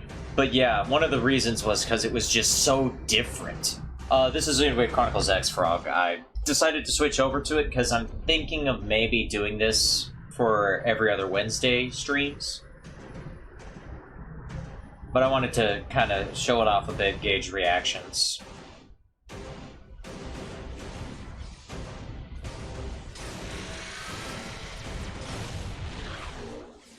But yeah, when this game was showed off, it was like, what is this game? And then the title was revealed, and everybody's like, Xenoblade? Because it kind of resembles the other Xeno games a lot more. Were terrifying and powerful beyond human reckoning. So I'm sure some people were like, oh yeah, this is going to be a new Xenoblade game, like, as soon as they saw it. But, like, me, who was still very new to Xenoblade and the Xeno universe, I was just like, oh, okay, this is a Xenoblade game? I don't really get it, but alright. In response, they prepared the That's totally fine, Frogman. Project. You Project do what you Exodus. gotta do. Interstellar arcs were launched all across the planet, from every major city on Earth. Bravely, we leapt from our cradle, our home for the last 4.5 billion years. I must admit, I find it interesting that Earth is blown up in a battle between two other Only a alien small races. handful managed to escape. Like, it was collateral damage. Among them was our ship, the White Whale.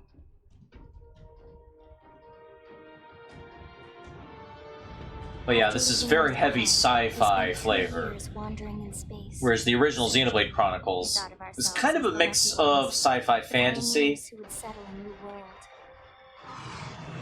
But our past caught up with us. Literally. This is very, very heavy sci-fi with very little fantasy. There's still some fantasy, but... If not for the efforts of a lone hero, we would never have survived. Our ship took heavy damage. Also, this is kind of sort of the plot of Power Rangers Lost Galaxy. So if you want to, you could just think of this as a Power Rangers Lost Galaxy alternate universe where Terra Venture landed on a different planet called Mira.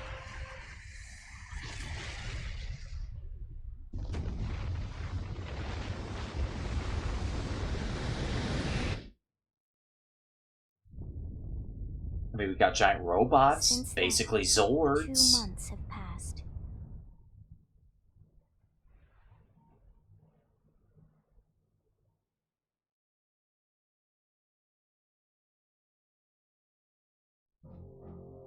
So, when I said this wasn't the vanilla version of the game,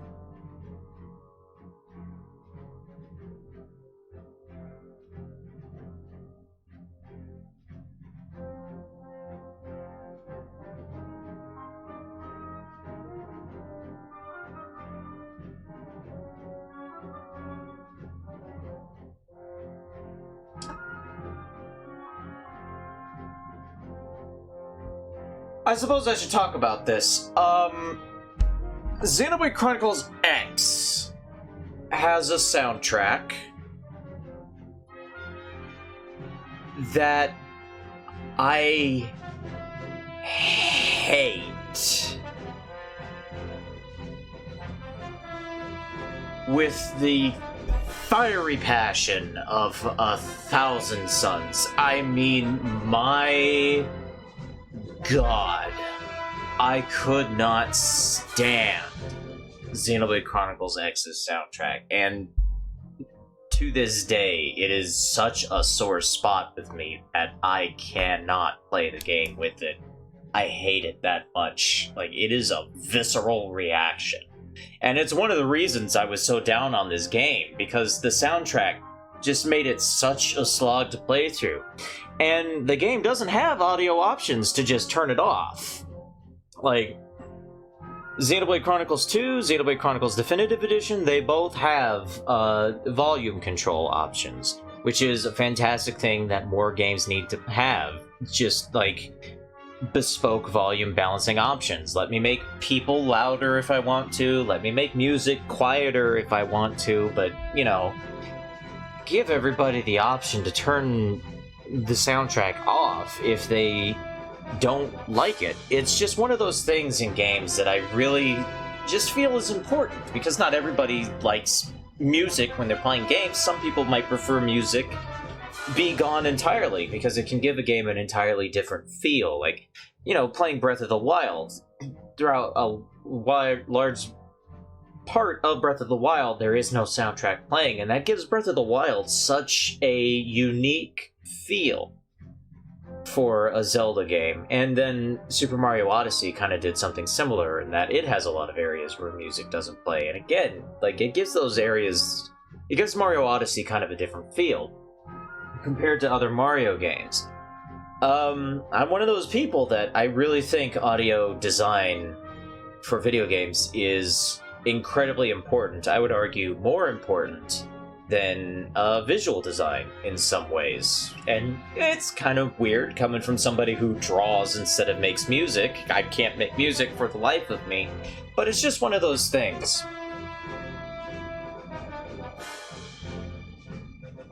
So,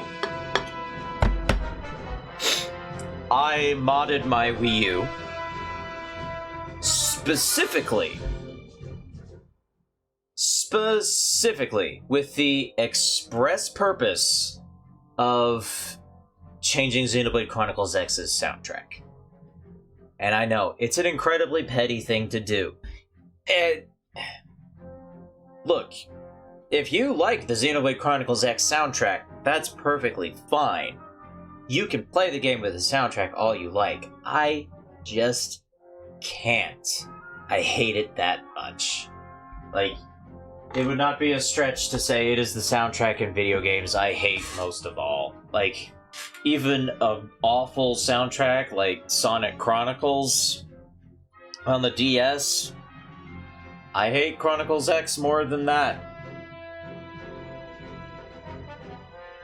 Say whatever you want about me. That's just the way I see it.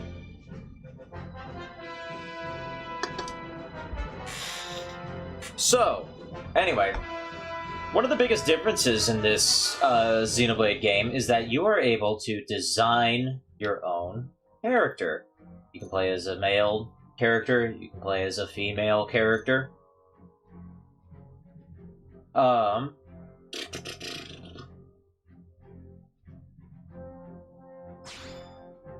You have a variety of faces to choose from for each.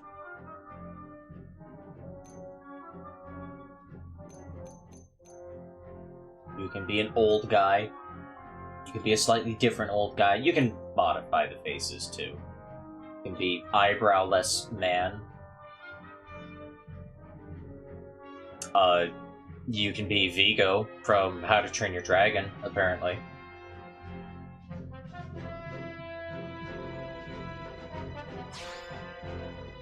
We're gonna go ahead and go with this for now. You can change their size, you can make them really tall, you can make them not quite so tall. There we go, kind of in between. You can change the color of their skin in a variety of different ways. You can even make it Hulk green if you want. Hulk angry. Oh, yeah, you know, you can also make him red, like Sinestro. Here we go. We're gonna make Sinestro for now.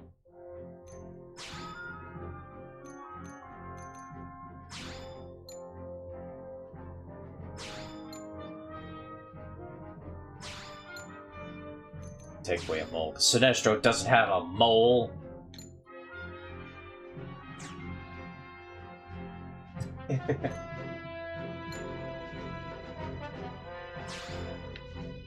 You can have some fun creating some interesting characters in this. Oh yeah, that's a Sinestro haircut if ever I saw one. No. Gotta have the stash, baby. Oop. Yep, gotta have the beard. And let's go jet black. You can even change the color of the roots and tips of the hair, which is nice. It's a cool feature. Right now it just kind of seems to make the highlights a little brighter.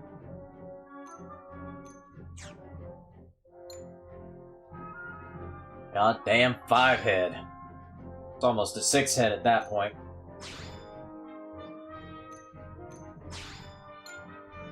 There's a variety of different eye colors as well. I'm gonna go with yellow, because he is, after all, a yellow lantern. There we go. Perfect.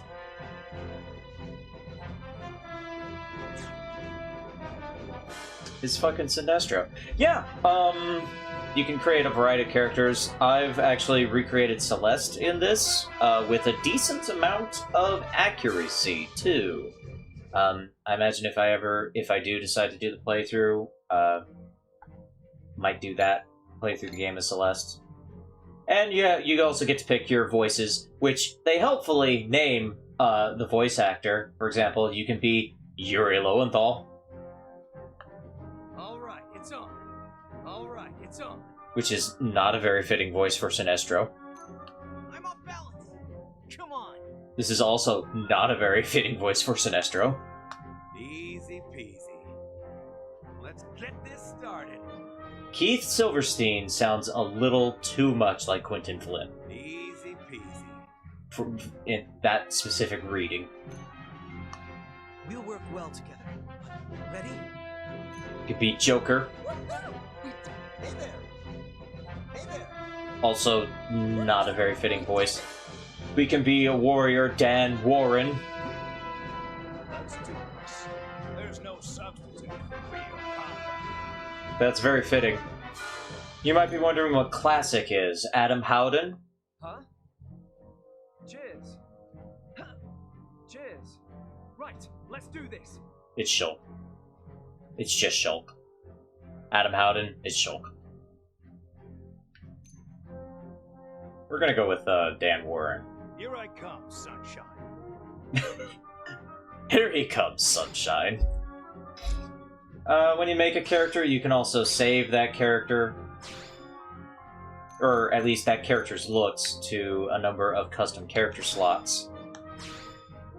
And then load that character if you decide you want to do another playthrough with another character look. Now, you might be wondering why the game is letting us get away with creating a red-skinned person. That is actually explained. You can create a blue-skinned person, a green-skinned person. You can create a character who looks like they walked right out of the Doug universe, and it's perfectly a-okay and fine.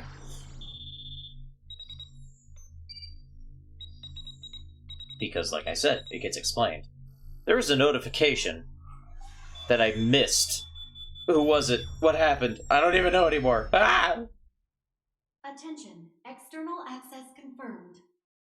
Disengaging stasis in 10 seconds. 7, 6, 5, 4, 3, 2, 1.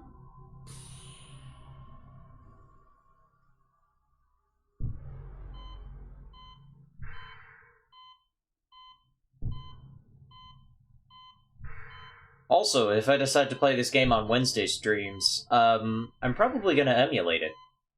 Because, this game is actually running pretty decently in, CMU. Releasing hatch. Please stand clear. And there's also a 60 FPS patch, which works pretty nicely, for the most part. I don't know if I'd use it, though, because it does have some glitches. Hey there. Looks like you're all in one piece.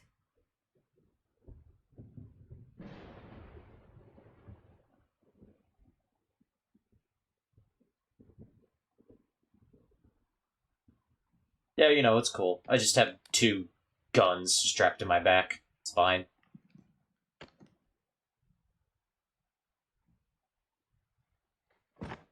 Careful.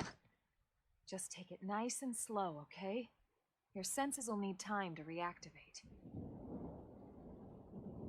Where is Hal Jordan? It's his fault.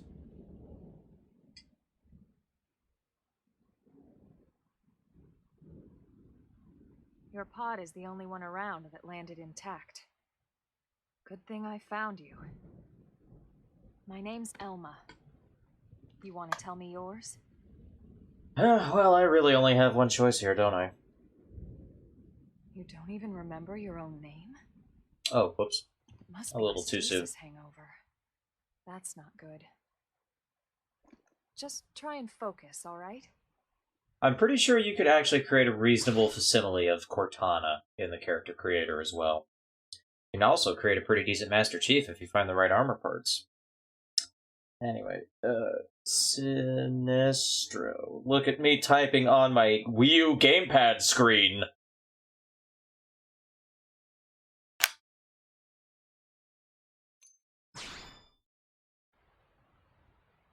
Good, there we go.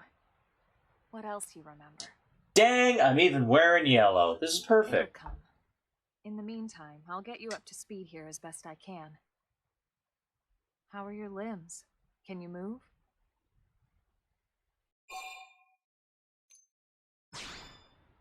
We'll take it easy while you shake the stasis out of your system. She has the same One response step no matter at a which one you time, pick. alright? Choices First matter. things first. You'll be needing a weapon. Oh, hell yeah, give me my yellow lantern ring. This is not a yellow There you lantern go. ring. Alright, let's get going. This is a gun! Where did you pull this gun from?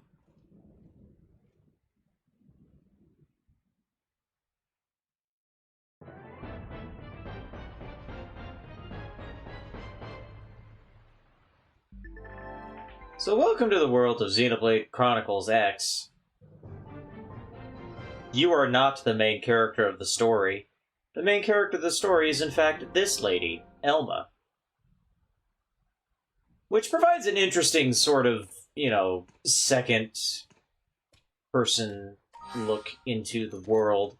Because you basically play the character who becomes the best person, but not the main character. It's interesting. We're gonna change some of the camera settings here. Increase the speed. I think. Yeah, pseudo protagonist. Oh yeah, that's a lot better. The social button doesn't work anymore since Miiverse exploded. Dang. But look at this. You'll also notice that the controls look kind of weird because the trigger button is jump. And you can also jump really high. And you can sprint in this game. And you can jump even higher when you sprint.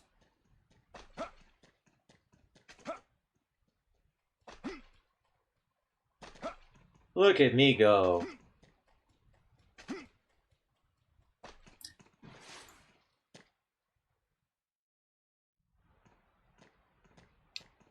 Indeed.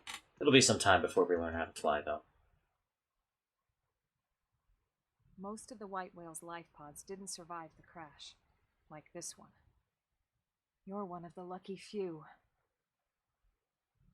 I hope you're ready for a lot of Right. robotic You don't animations. remember the white whale, do you? You're gonna see the characters kind of do like You know, weird the El snap, Yellow too? slowly Should we escape tween Earth to You look at remember person Earth, right? animations throughout the game. See like that Planet Earth. Your homeworld. and that. Or rather, it used to be And that that. way. And that. Unfortunately, it was caught in a battle between two alien forces And that. and destroyed.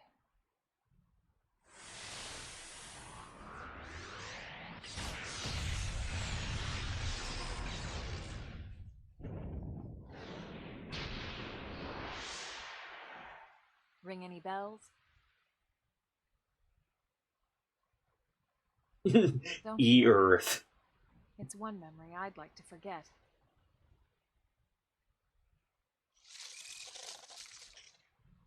I know. It's been following me for a while now. I didn't want to alarm you. We're going to need to defend ourselves. You up to the task? So yeah, the battle music I have replaced with the battle music from Xenoblade Chronicles 2, because the battle music in the vanilla version of Xenoblade Chronicles X is horrible and I hate it.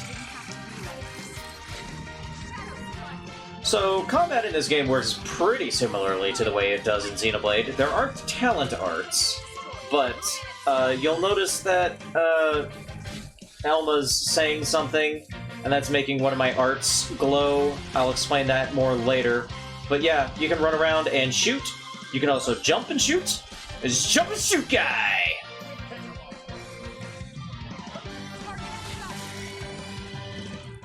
Oh, the music is a smidge loud. Yeah, unfortunately that's a result of the mod. I should have done better. You're not half bad. There's plenty of work back in the city for someone who knows how to handle a weapon, you know. Or is it loud compared to me? In that case, I can lower the game audio.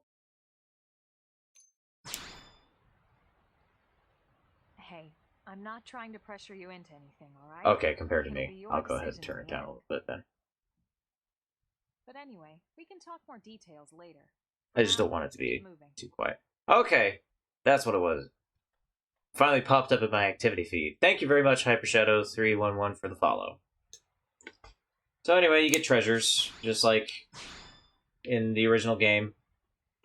Or in Xenoblade Chronicles X, rather. Or Xenoblade Chronicles the First. And Chivos. And all that fun stuff.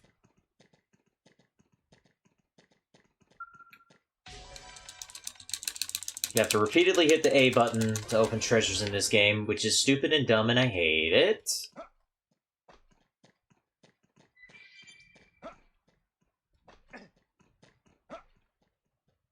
Sprinting's nice, though. Sprinting is very nice. Yeah, so in this game, you have a gun, but you also have a melee weapon. Right now, it's a knife. So you can swap between guns and melee in the middle of combat, even. Like, you can just hit the X button, and it just swaps. Obviously, melee, you need to be up close and personal with the enemy, but melee attacks tend to do a little more damage per strike, whereas gun attacks tend to be, you know, long distance, slightly weaker. But anyway, you'll notice that when I target this enemy, another target pops up. If you click the right stick, you lock onto the appendage. You'll remember the day So when you're fighting enemies, you can lock onto their appendages in order to destroy them and weaken them. Because sometimes an enemy's attacks might be linked to an appendage, and if you destroy that appendage, it either weakens the attack or completely removes their ability to use it entirely.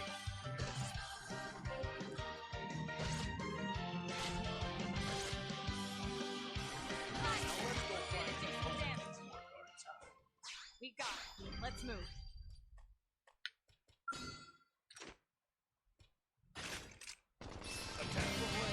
So when I hit that B prompt, my character says something and a text box appears. That's a soul voice. So that's basically telling Elma, hey, do this specific thing, like Elma's doing right now. You get a slight heal and a slight buff or debuff, depending on what the soul voice is. For example, we can actually look at our soul voices. So there's a lot. So if I jump into battle drawing a melee weapon, I get this one, which for your character, the character that you make, you can actually choose what effect it has. For example, I can have it say, okay, use a physical art and it does double damage, or use a physical art and it inflicts stagger, which is this game's version of break, or use a physical art and you get plus 200 tension points per hit from the physical art.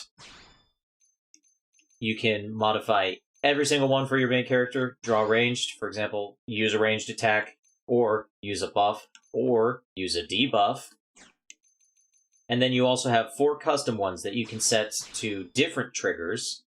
For example, dodging a bunch of attacks, or being healed or buffed by a male ally, or being healed or buffed by a female ally. I really don't know why they needed to separate these. I think that's kind of dumb. But,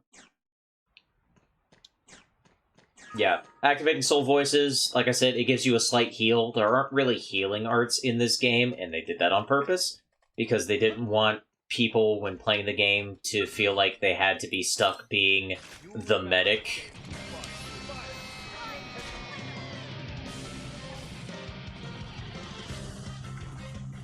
Because this game had multiplayer. You could create a character, and then other people can recruit that character for use in their game as a party member, and you'd basically get, like, bonus experience, bonus equipment, that sort of thing. And I think you could also actively play with other people as well, which is why the soul voice thing is in the game. And in fact, there's no chain attacks in this game, but there is a replacement for chain attacks, which is honestly pretty cool, and I really like a lot. You'll remember the day you fought me. So, whoop. You'll notice that around the arts, there's a green circle that's filling up, but it's only filling up for 2 of those arts, and not the 3rd one. Whoop.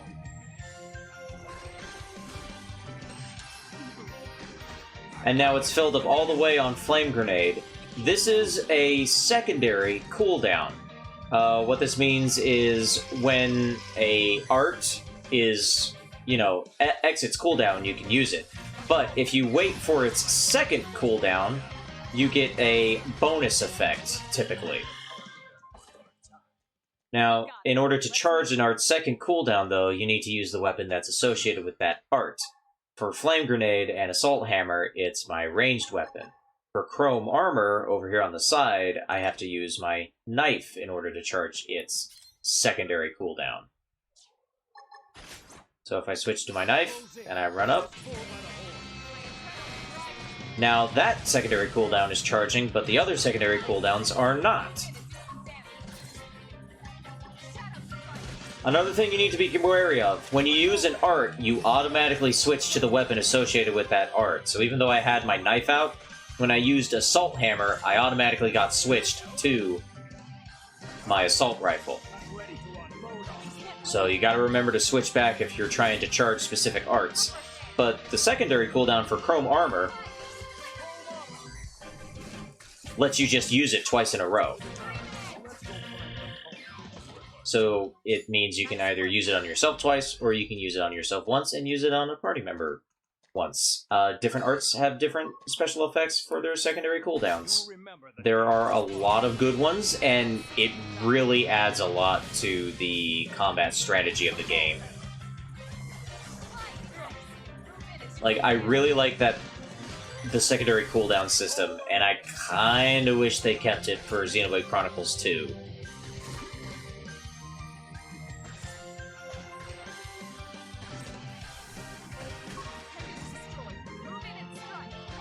Though I guess they kinda sorta did with the way specials work in Xenoblade Chronicles 2, but not really. I don't know.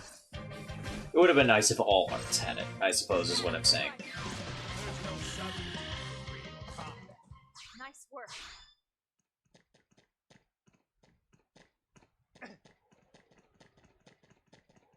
Hell, you.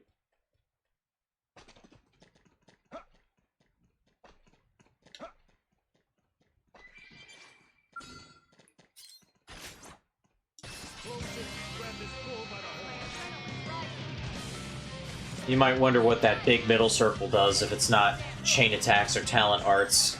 You don't unlock it for quite some time.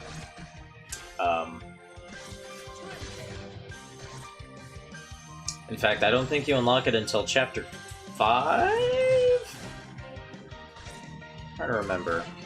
I think it's Chapter 5.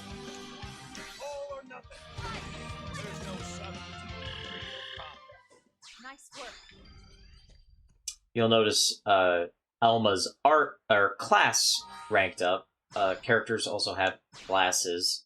Right now we're a drifter, which means we're stuck with assault rifles and knives. But eventually, once we max out our class level, we'll be able to change class.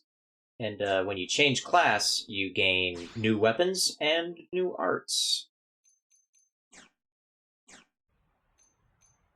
And again, your class kind of chooses what sort of role you have in combat. Sorry, I'm trying to find the equipment. Ground gear, here we go. Derp. You can change equipment. Can't use dual guns, but Elma can.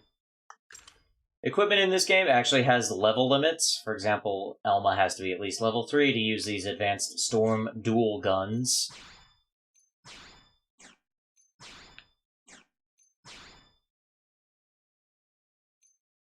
And you can also see various resistances and effects and all that sort of thing.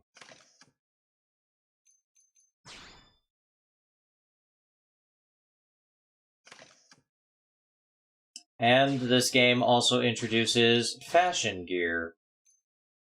Yeah, I know Xenoblade Chronicles 2, Xenoblade Chronicles Definitive Edition has this, but oh, it was so nice being able to choose the way the character looks in terms of equipment without having to worry too much about what equipment they have affecting their stats.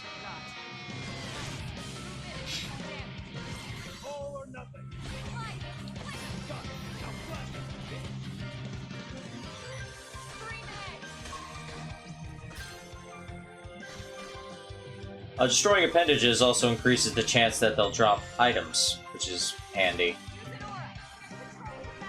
I think they're stuck in a tree.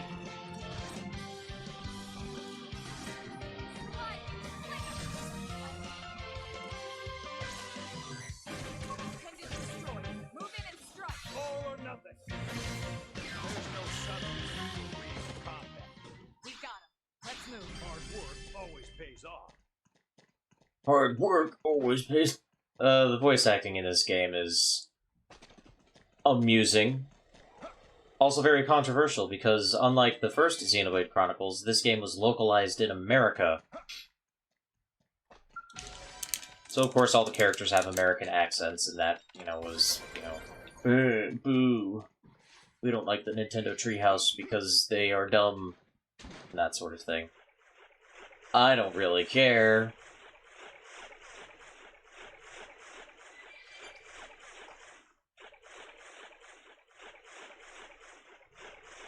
There's also some controversy surrounding censorship in this game. A variety of outfits for female characters were edited to be less provocative.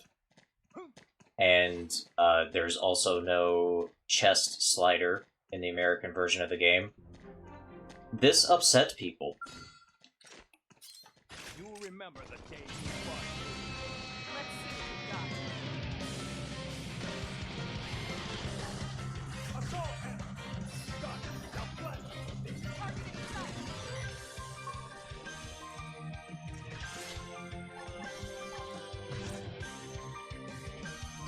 Got company.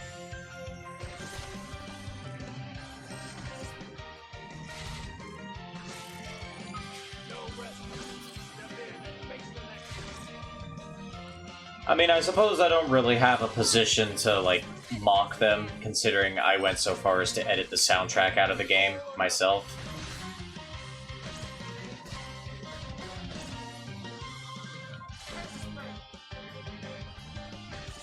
But still.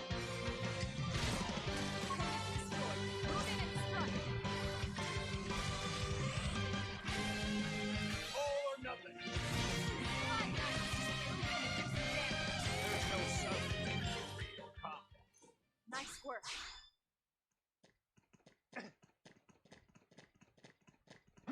Woo!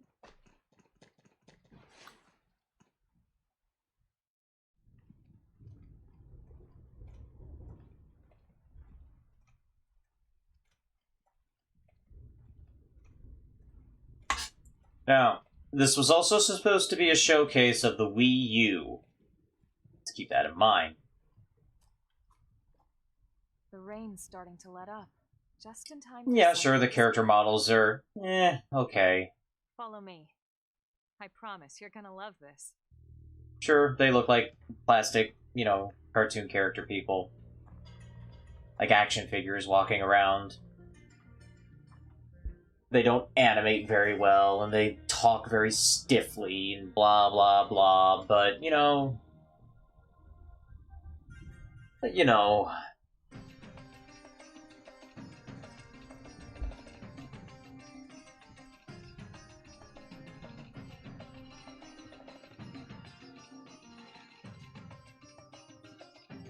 The environment's still very pretty.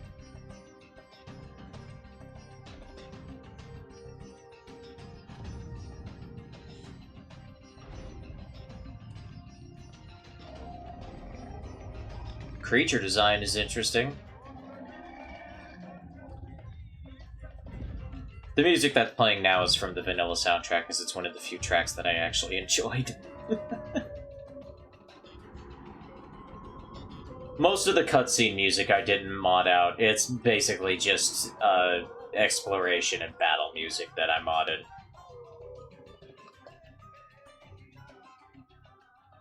It's also beautiful. It makes me wish that giant flashing offline symbol in the top left corner of the screen wasn't there.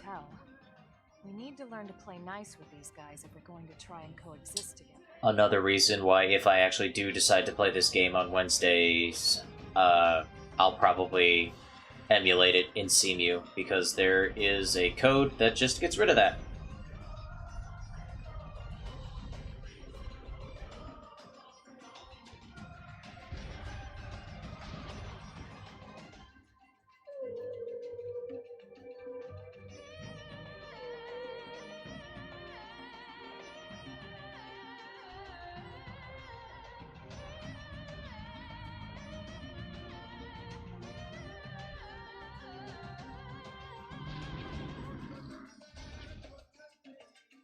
We call this planet Mira.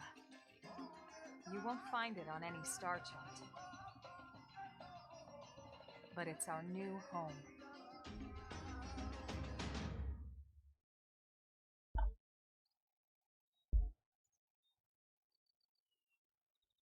USA! USA! Watch yourself. That first step's a doozy. We can jump if you like. You could handle the fall. But the indigents down there are another story. Some big, some mean, all nasty. That is definitely the way I would describe Xenoblade Chronicles X. Relatively speaking.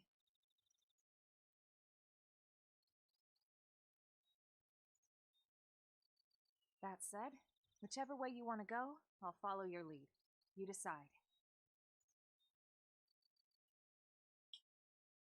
For example, part of that ambition, a large, seamless overworld with no loading screens.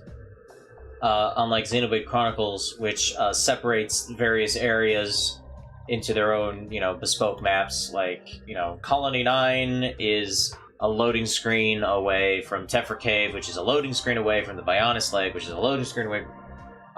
Everywhere, like, the whole overworld of Mira, you can just explore flawlessly, like the overworld in The Wind Waker, basically. It's like The Wind Waker wasn't an ocean, it was just a continent.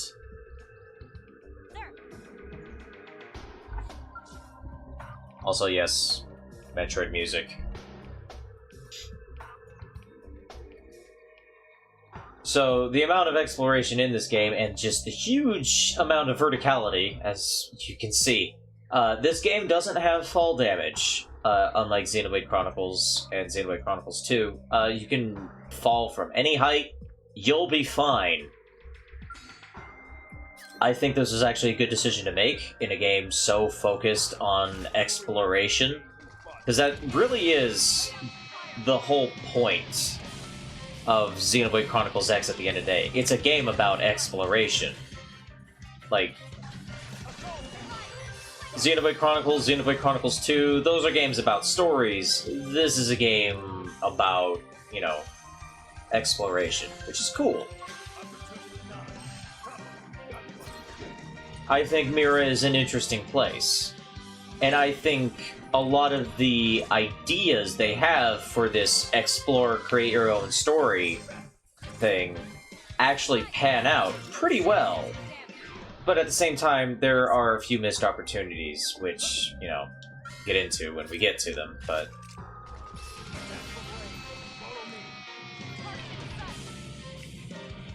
When I said Elma's the main character, she's the main character of the story mode. Your character is the main character of all the side quests and side plots.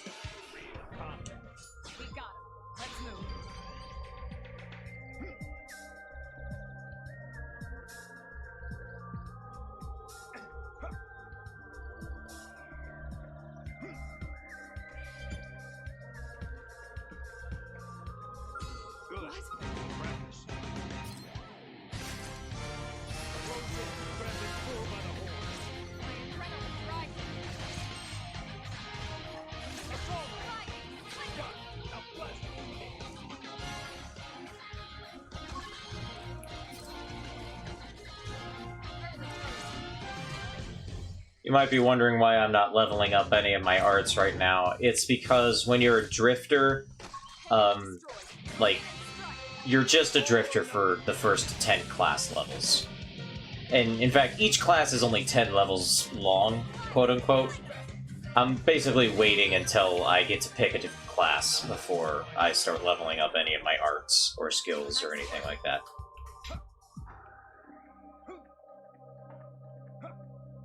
For all the NPC characters, though, or not NPC, for all the party member characters, though, their class levels go all the way up to 20, because they can learn a variety of arts, in fact, arts that only they can learn, that your class cannot learn, your version of their class cannot learn, and also skills that, again, only they can learn, and your version of that class cannot learn.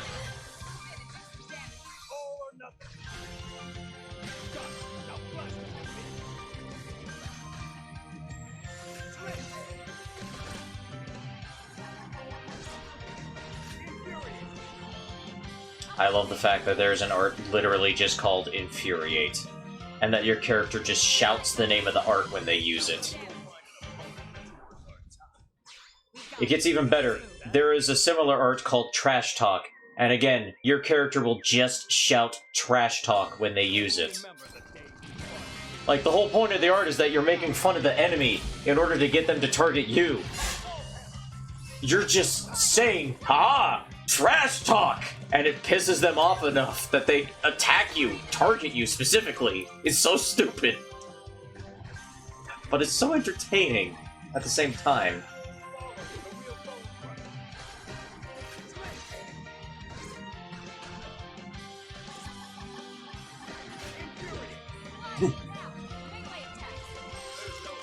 Infuriate! Get angry at me, please! Here I come,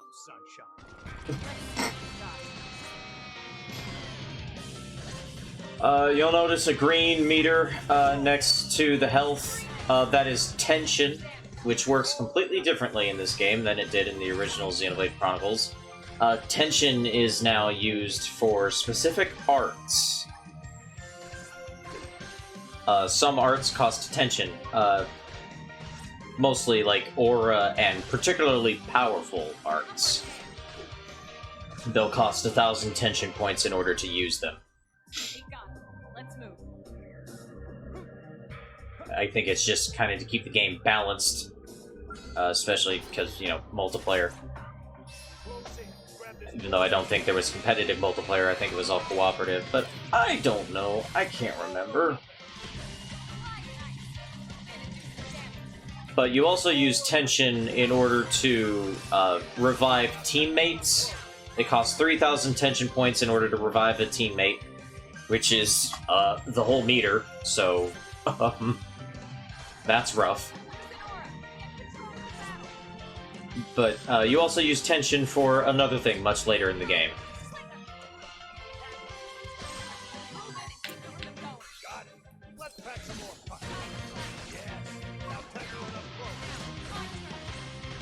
So managing tension is actually pretty important. Well, not important right now, because I don't have any actions that actually use tension. But, being able to manage tension is a very good skill to have that your teammates don't. And in fact, if you want your teammates to conserve tension, you have to tell them to do it. You can press the plus button in combat and tell them to keep their tension up, and then they won't use tension arts anymore.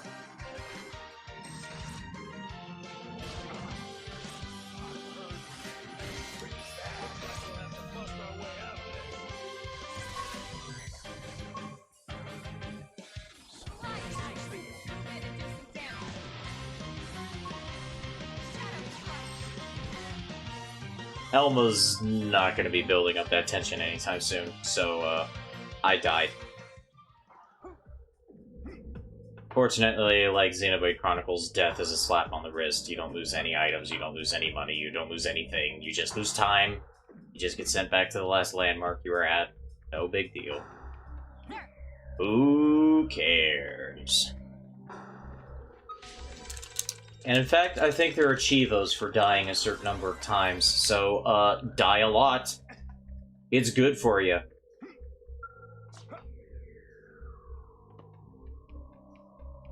But, we're just gonna go ahead and skip ahead to, the habitat. Just run past all these doofuses.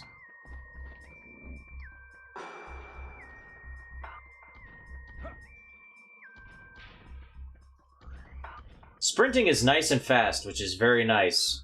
Another very nice thing that you can do. Oh. Never mind, I got spotted. Time to fight.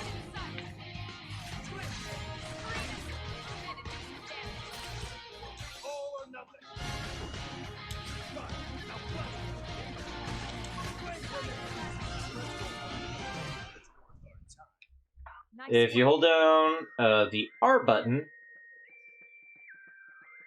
you can toggle an auto-run option, and even switch between sprinting and regular running whenever you want with it. So that you don't have to constantly hold up on the joystick. It's nice. Xenoblade Chronicles Definitive Edition added that feature.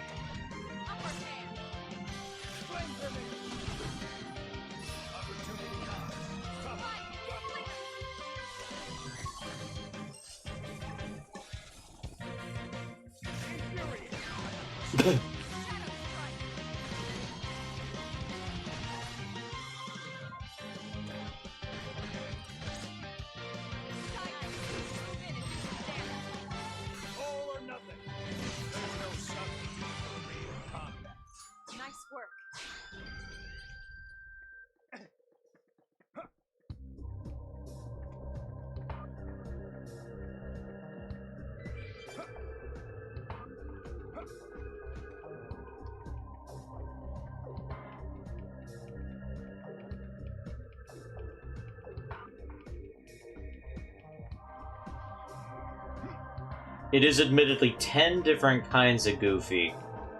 Just seeing this giant metal structure with the words United States plastered on the side.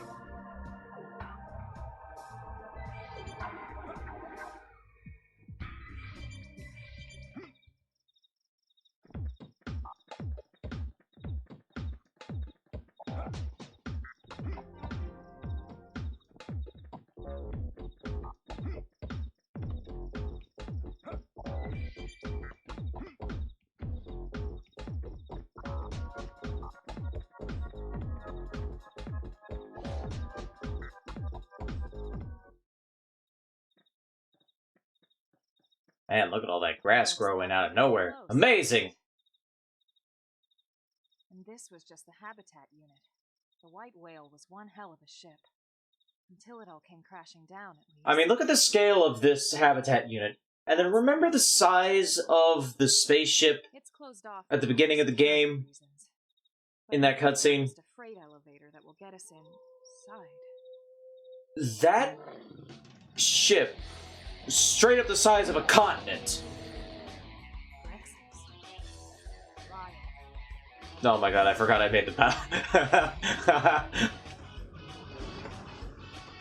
So, I also like Dragon Ball Z Budokai soundtrack.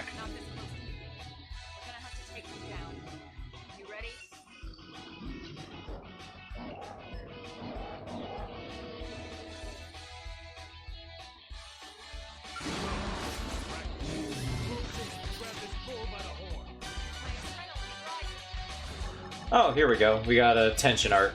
Recuperate, which boosts invasion and continually restores HP. That's it. It's an aura. Auras are cool.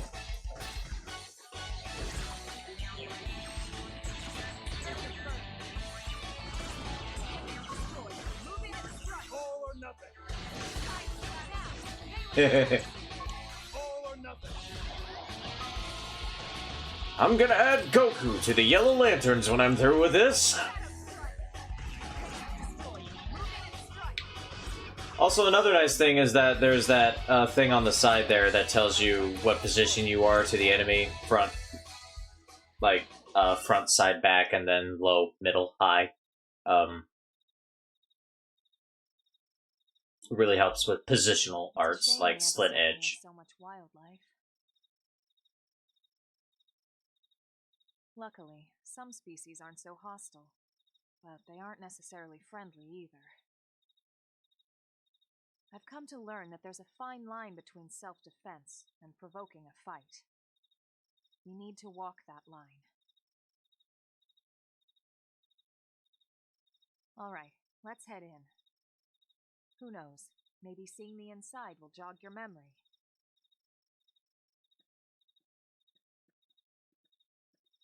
I mean, seriously, the White Whale must have been a gigantic goddamn ship, easily the size of the continent that we're on. How, like,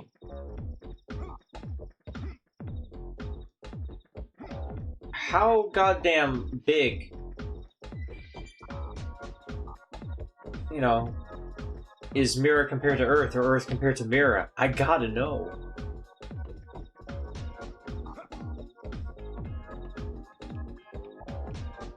Oh no, the gate's closed! Let me in! Let me in! Hello, Groovy Doovy. Here's a piece of shit, let me in. I know your name. Who's the captain of the White Whale? We will meet the captain of the White Whale.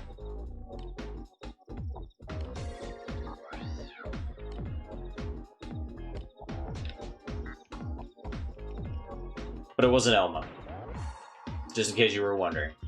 I know, she seems super competent and super badass, but she was not the captain. No, he's not named Ahab either. White Whale is like the only Moby Dick reference. The designers of this game didn't go full Kojima on us. And, like, make everything a reference to fucking Moby Dick.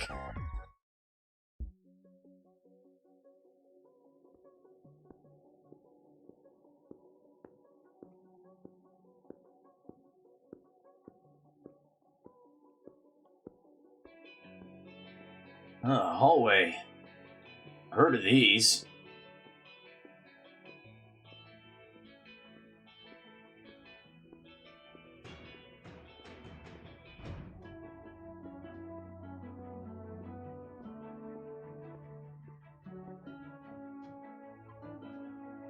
Those are some absurd boots, though.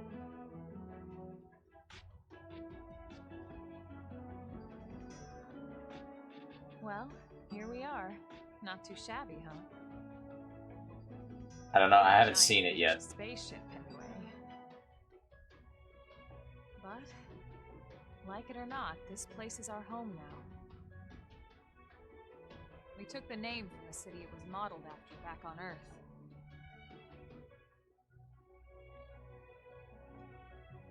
We call it New Los Angeles. Welcome to NLA.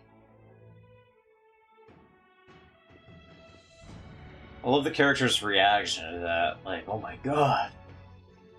A new Los Angeles? And so it was that another survivor came to join our band of refugees. Yeah, we decided to create Sinestro. To forge a new way of life here on Mira and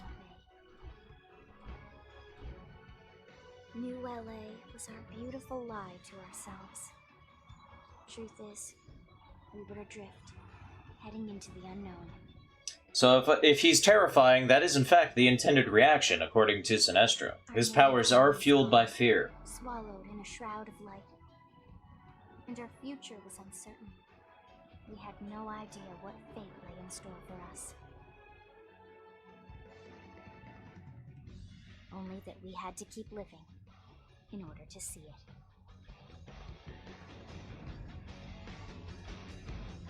Oh, textures. Oh, it's textures. Oh, lots. Oh. Lights.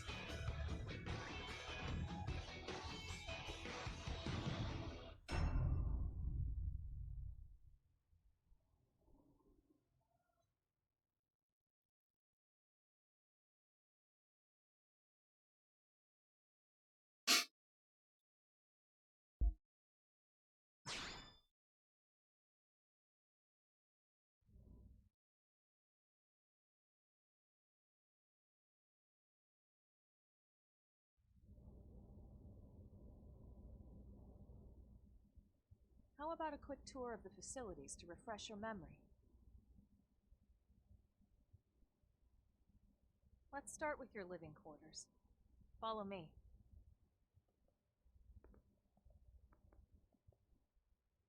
I don't know. If this is anything like real LA, is it gonna cost a lot? I mean, I know we crash landed on an alien planet and therefore shouldn't have an economy, but I got a feeling that we have an economy. Good day. This is your Director General, Maurice Chausson. I mean, look at that. We've already got politicians. I once again come to God fucking damn it. I am truly delighted to share. Yesterday, we repatriated 10 more White Whale crew members. These fellow pioneers will rejoin our ranks as citizens of NLA, bringing with them skills and know-how that will bolster our ability to survive and indeed flourish here in our new home. This, of course, is only the latest success in our continuing efforts. Director General? Since when? For the rescue and recovery 2 days ago, ma'am. brothers and sisters. I stand here truly From political aide to director general in just a few weeks. At this rate, he'll be emperor by next month. for a better NLA and a better Irina? Gwyn? Nice work out there, ma'am.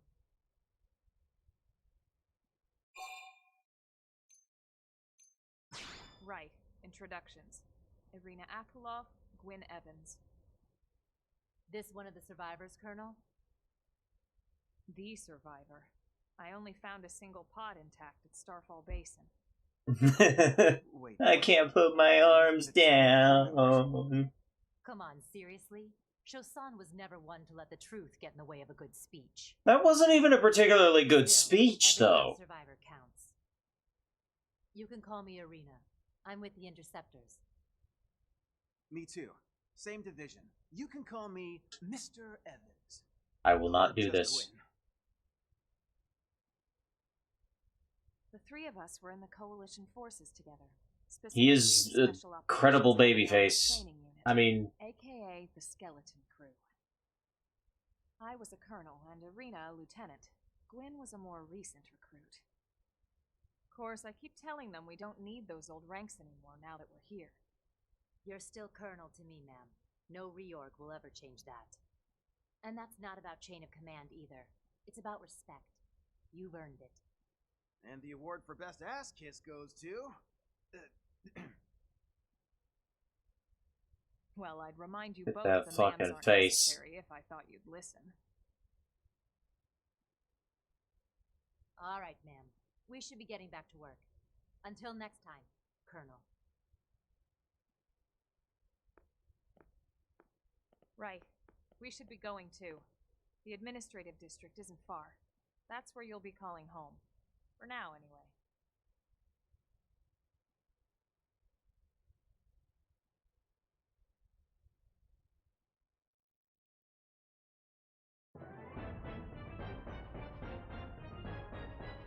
So, do you like Sonic Mania?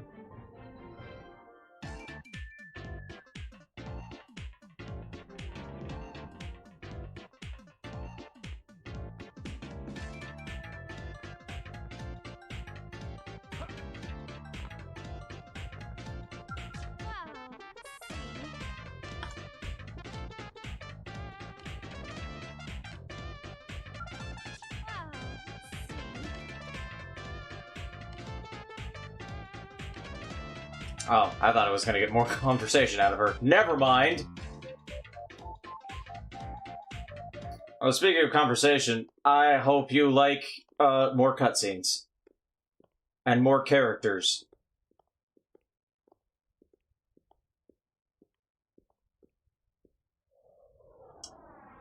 And giant robots.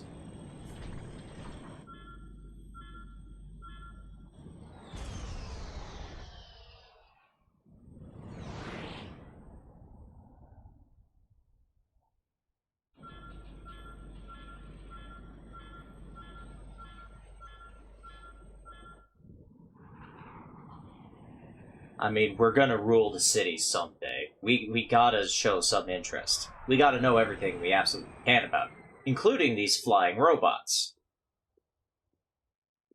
If this city has Power Rangers, we need to know what their Zords can do!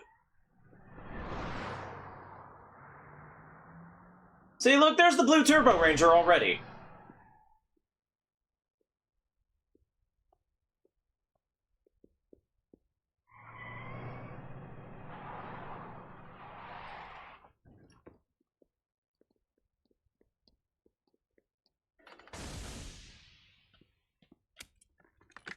Or wait, no, there's the Blue Turbo Ranger.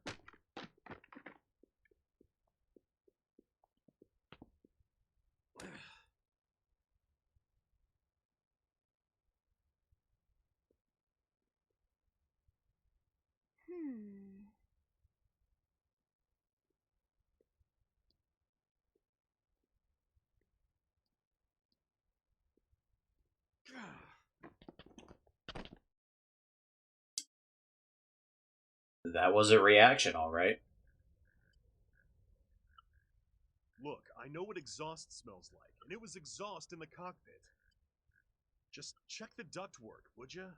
Oh, I'm checking. I just seriously doubt. Hey, look at that! The intake exhaust bypass is reversed. Oh man, it's a good thing I caught that. You caught that? You're the one who cleared me to fly! Everything okay? It's not like you to flub a flight check, Lynn. Good thing you had a rugged pilot like Doug at the controls. Ha ha, he What's almost there? died to monoxide And poisoning. Would this be one of the you-know-whos? Cool. I'm Lynn Lee Koo, mechanic and top all-around fix-it gal for Blade. Alright, well, you think I'm cool, so... I don't know, are you Yellow Lantern material? She's young, and she is young, but trust me, she's one of our top talents. Most of the time, that is. Most of the time. Anyway. No, there is not originally music here. Yeah. This is actually all supposed to be 100% no music for this cutscene. That sounds like a great idea. Alright, Doug, I think that'll be all for today. It does make these cutscenes very awkward What? because of the way they're animated and paced. I'll take care of it tomorrow. Don't mind it. Wait, why am I cleaning up your mess in the first place? Lynn! Lynn!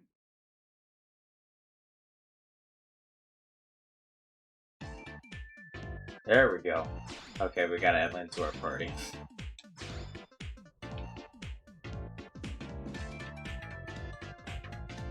Hey, Doug.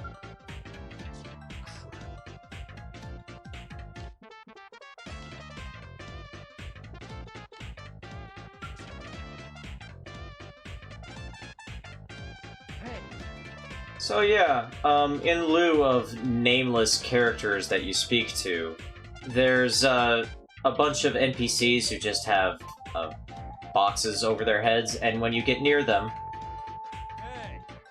they just say things. Which, honestly, I like, because it means you can just spend more time running around doing things. And in fact, if a character has something important, it'll be a darker blue color or a yellow color, and when you walk near them, it'll have like a special sound effect and everything, and it will mark it on your map. Which is very cool. It's actually a really nice feature that I really like.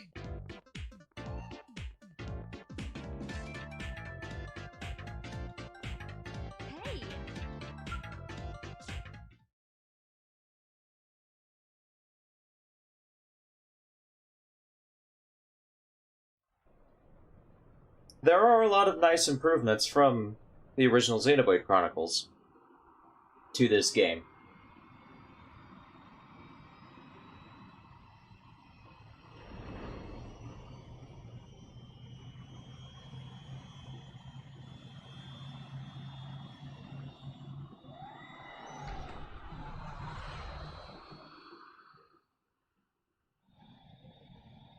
Not bad, huh?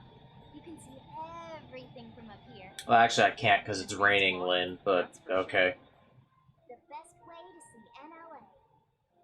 I never get tired of this view. It's like a different city every time. That's something that actually isn't an improvement over Xenoblade Chronicles 1. We'll get into that. Speaking of which, we don't really have time for a full pleasure cruise here. Why don't you give us the express tour? Also, why do these transport ships have a Fulton recovery arm attached to the front? New LA is divided into 4 districts. We departed from the industrial district, where Doug and I were conducting the flight test. It has food production, skill development, you know, industries and stuff. Ah, yes, the food industry. It's also where the West Gate is located, remember? Expect to pass through there fairly often. The only other gate out of the city... It's Cutscene City! I'm skipping ahead. Next is the commercial district. Restaurants, galleries, cafes, clothing, groceries, you name it. It's a veritable shopping paradise. The CD is the closest thing to a downtown we've got. It can actually get pretty crowded sometimes. Ah, yes, I would love to go to the mall cruise. Yay or nay, the best and only bargains on the planet. To your right, the residential district. Housing, housing, and more housing. Well, plus a nice park and the cathedral. If you're ever looking for quiet time alone, want to relax... A New Compton was in one of the other ships. I think we'll find out what happened to that one in Xenoblade Chronicles X2. Zone out and chill. And last but not least, our destination, the administrative district, the nerve center at the heart of NLA. Note the distinct dual-level structure here. The upper level holds our administrative tower, home to Blade HQ and the government. Not to mention Armory Alley, as well as the barracks where we live. Alright, where's the Hall of Justice so I can beat up Kyle Rayner? Maintenance and repairs.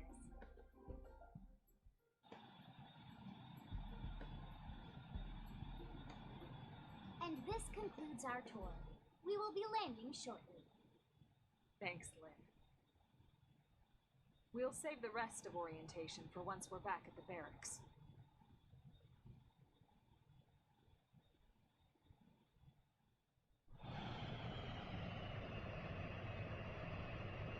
Absolutely, 100%. No, we're landing in asshole side of town, unfortunately. This is where we're headed.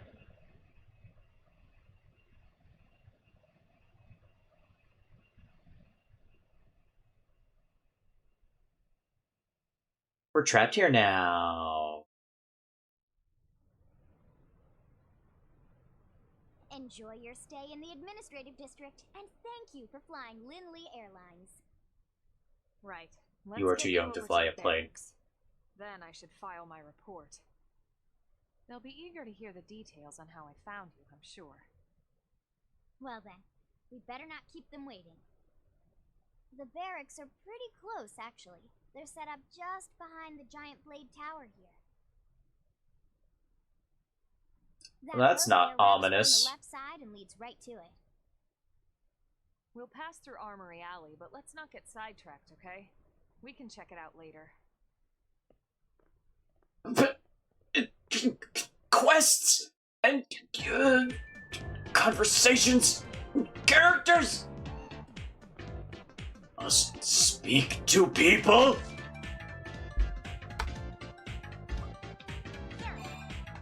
Here's what I know. Actually, there is crime in this city.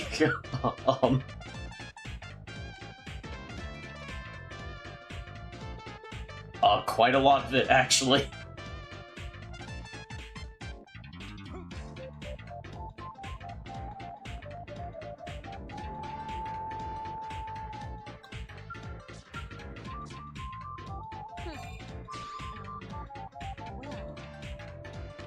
Strange and unusual stuff, huh? Anyway, we'll learn a lot more about Armory Alley later. I guess we should go to the barracks.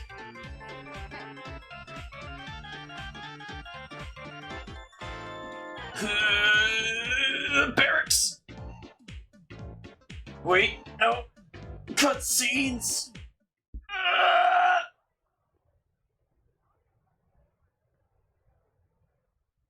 And here we are, the Blade Barracks.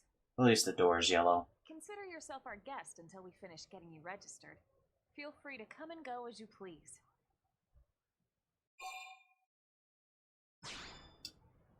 I think I can answer that one. So, you must be the latest rescue. Secretary Nagi. Miss Coon. Chipper as always, I see. What can I say? Pep is my middle name. I thought it was Lee. I ran into Doug Barrett on the way here, and he didn't seem quite so upbeat. Anything about today's flight I should know? No, nothing to worry about. Good. Be sure it stays that way. More importantly, Elma, you found another one. Excellent work out there. Just doing my job, Mr. Secretary. Now, as for officially registering our new citizen here. Why don't we talk inside? There's a lot of ground to cover. It could take some time. It's also fucking raining. Ah, yes, of course. Forgive me. You must be weary from the stasis and your journey back to us. Please, after you. I'll put on some tea.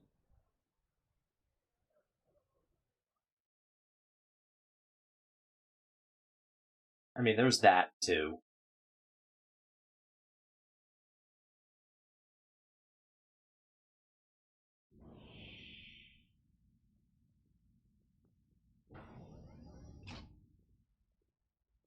Well, good heavens, we can't animate a door! Are you crazy?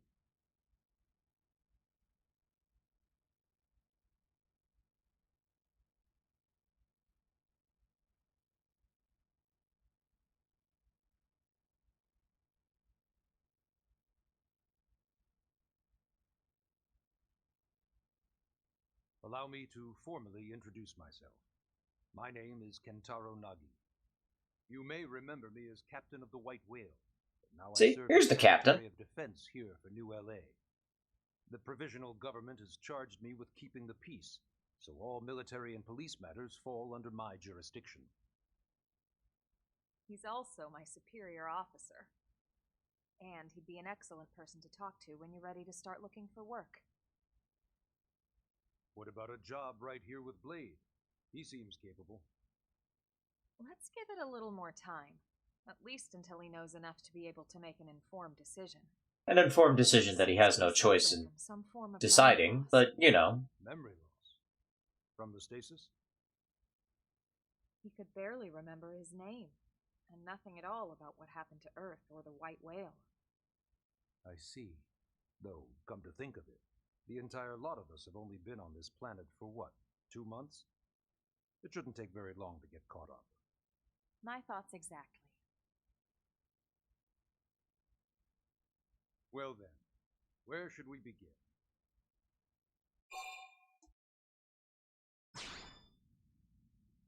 It started at the end, 2 years ago. The end of Earth. The casualty of a battle between two hyper-advanced alien civilizations. I know you saw the opening cutscene, but your character didn't. Were beyond our comprehension. We were like infants, naked, powerless. The Earth was reduced to ash and blown away.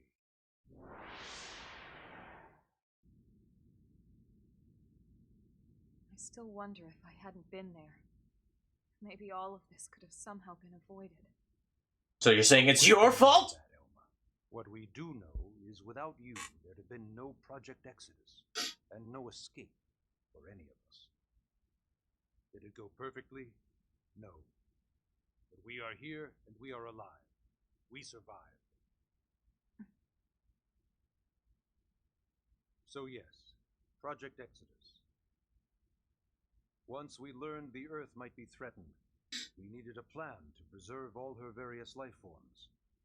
That plan was the Earth Life Colonization Project, otherwise known as Project Exodus.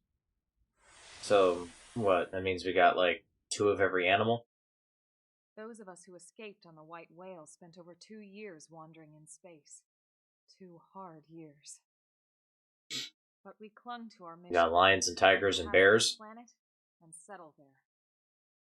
We had no idea how long it would take. Or that the decision would eventually be made for us. The xenoforms found us again, and, well, it wasn't a happy reunion. Earth wasn't enough. They wanted humanity destroyed. For better and for worse, we were close to planet Mira when we lost control of the White Whale. Inertia and gravity. I mean, seriously, size of that ship, size of the habitat unit, way too much damage like, to survive entering the atmosphere. Holy goddamn shit. We had no choice. We Also, all the yeah. we had left to soft land the Yeah. habitat. Yeah. Once the dust cleared, The front end of the game is, into its current state. an info dump For survivors, of epic proportions. Blade, installing the provisional government. Basically, making it a sustainable city.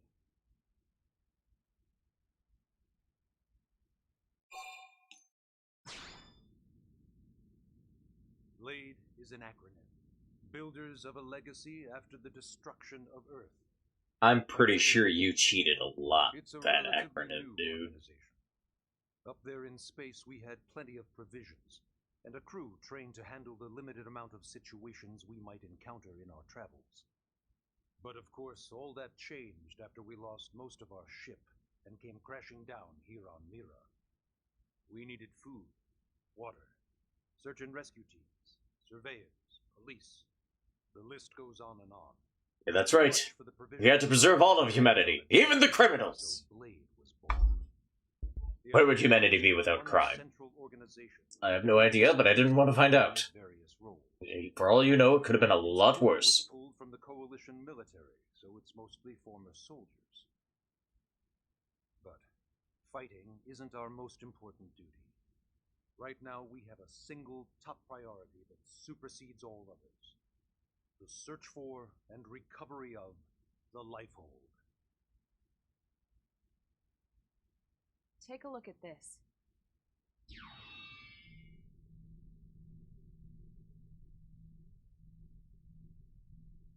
The White Whale was designed to carry an exceedingly large number of passengers. No fucking shit, considering the size of that thing. All housed in a structure called the Lifehold. This is a complete schematic of that facility. Only essential personnel were conscious and active for the journey from Earth. The flight crew, maintenance engineers, and of course, some military so we could defend ourselves if necessary. But the vast majority were in the Lifehold. Are in the Lifehold. With any luck, they're all still there, in stasis, waiting to be rescued. But there's a problem. We now know the Lifehold broke apart along with the rest of the ship when we came down on Mira. What we don't know is exactly where all the pieces landed. Not very comforting, I know. Blade's top priority now is locating the missing units.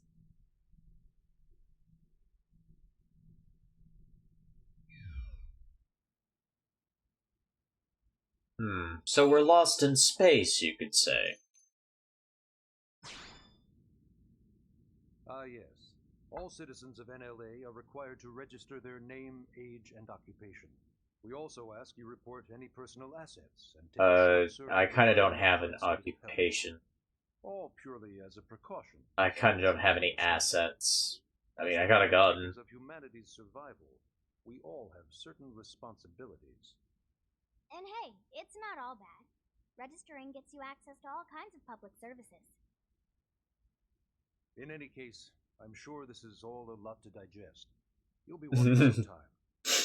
Ms. Koo, even I'm tired of hearing myself speak. Why don't you take our guest out for some air? Perhaps a tour of the administrative district. Well, don't worry, EPZ. You're not the only one who thinks, Secretary Nagi is boring. Even Nagi himself thinks he is boring.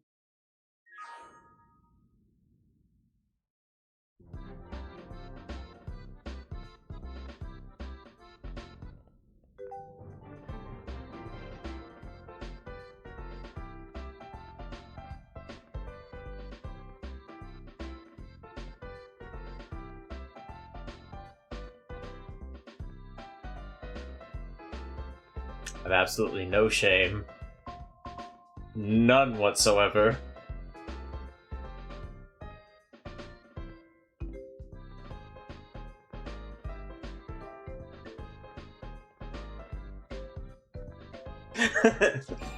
Incredibly serious cutscene. Do do do do do do do do do do do do do do do. This is some grave shit. Who's playing Superstar Saga?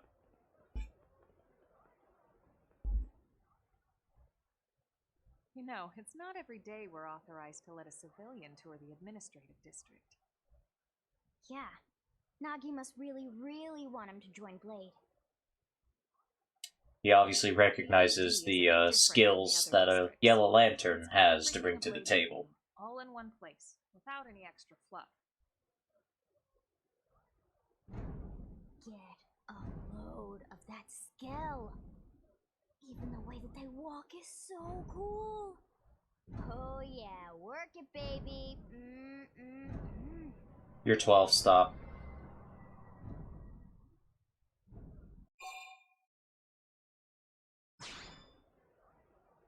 What? You don't remember what a Skell is? That gorgeous exoskeleton that just went by? Basically like the most incredible, awesomest super weapons ever? You're 12, stop. Fields, bipedal, and vehicular transformations. Sorry, I get so excited whenever I think about it. Originally, Skells were developed as a defensive measure to counter potential alien threats. Shoot, that's a mod somebody needs to make. When they transform from robot to vehicle, do the Transformer sound effect. Still, there we go, that'd be perfect. Basically nothing to this in just 2 short months. We could never have come so far, so fast, without Skell technology. I'd love to get you into one to see for yourself, but it's not that simple. Well, yeah, duh. For one thing, only Blades are allowed to pilot Skells. I am now very interested in being a Blade. These aren't toys we're talking about. They're complex machines with powerful weapons. And they're a precious resource. We only have so many of them to go around. So yes, as you might imagine, the certification process is a fairly rigorous one. This is why you do not get to play with the giant robots in the video game with the giant robot on the cover. They choose you, not the other way around. You can't just walk in the front door and volunteer. There is some criteria. The details are largely hidden, but basically, HQ only allows the cream of the crop to take the test. Blades who go above and beyond in their duties, and for the people of New LA in general. Or, you know, reach around chapter 8 or 9, something like that. Work hard, I'm sure it'll only be a matter of time before they tap you on the shoulder. Speaking of work, that reminds me. Why don't we check out the mission control board first? That's where we take on our assignments. Good call. Let's head on over.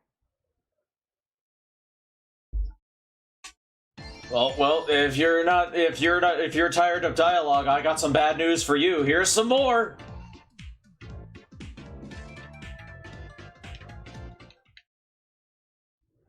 So this is mission control. We don't have a dispatch system yet, so Blades usually choose their own assignments. Everyone comes here and selects from the missions available. It's not just official Blade tasks. Anyone with a request is free to post here. Businesses, citizens, whoever. Yeah, it's basically how anything gets done in New LA, so the board is constantly updated. Just about every Blade will stop by here at some point in their shift. It's like our second home. You'll always find a number of... We need exactly this many sentences to explain what a bounty board is in an RPG. I'll stop here first thing to check for any missions I might be suited for. Likewise. And if the assignment seems too tough to handle solo, that's what the scout console is for. We should show you that next. Hey, who's giving this tour anyway? We also have the scout console. Also, we need an... Oh no, people might be falling asleep. We should have a funny haha moment with Lynn. Lynn's the funny haha one. Lynn has very few funny ha-has that are actually funny ha-ha.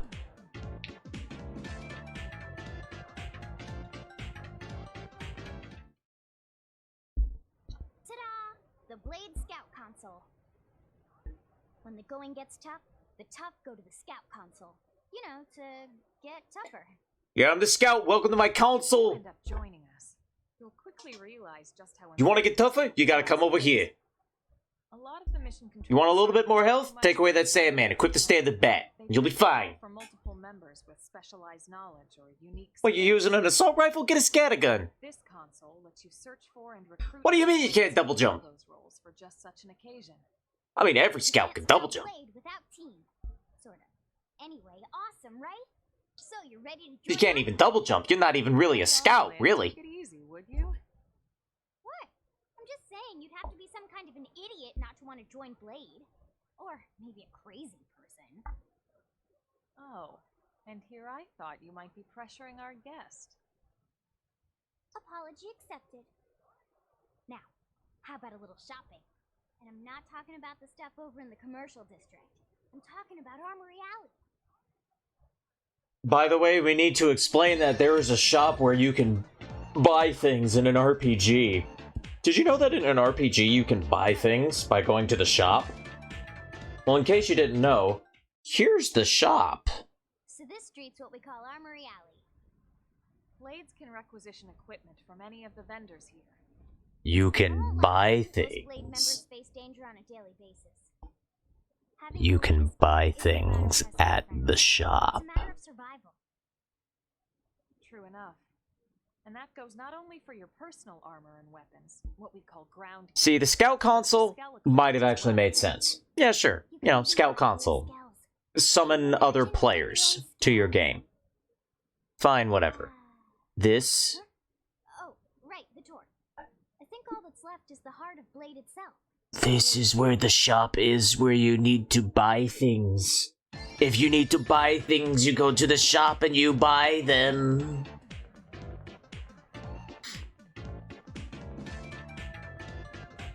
How do you buy them? You buy them with money that you earn by doing missions. Did you forget how to do missions? Let's go back to the bounty board so we can explain what a bounty board is, so that you know what a bounty board is, so that you know how to do missions from the bounty board, so that you can buy things at the shop. When we come here, it's usually to stop by Blade HQ. Looks like Secretary Nagi and Commander Vandom will spend most of the day. You already said this! Government leaders, too. They're based in the tower. Guys like our new Director General Maurice Chassan, for example.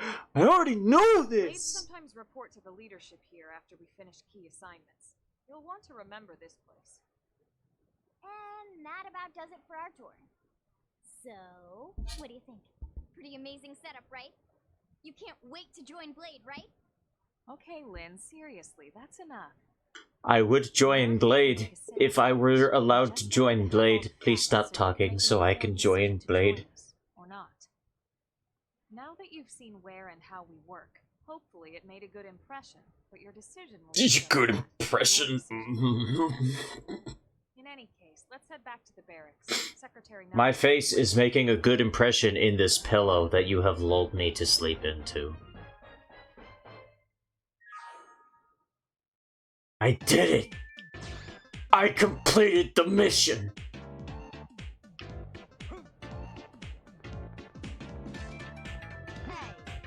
Gah. Oh, I got caught. Okay, here we go. Okay, here we go. We're gonna do chapter 2. Stuff's gonna happen in chapter 2, right? I mean, chapter 1 was a whole lot of talking, but chapter 2 is gonna have, like, stuff, right? Like, stuff. Like, actual stuff.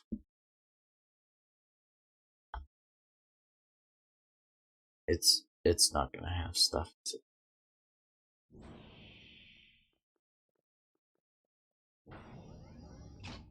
It's been 15 fucking hours. Where have you been?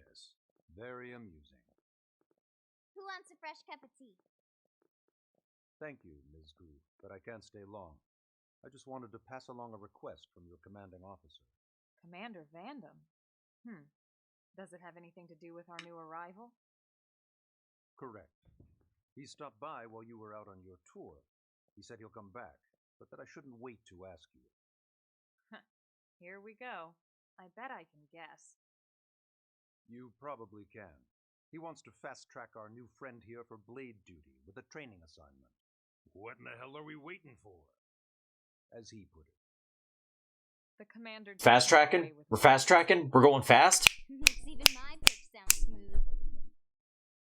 I explained about the memory issues, but he didn't see it as a problem.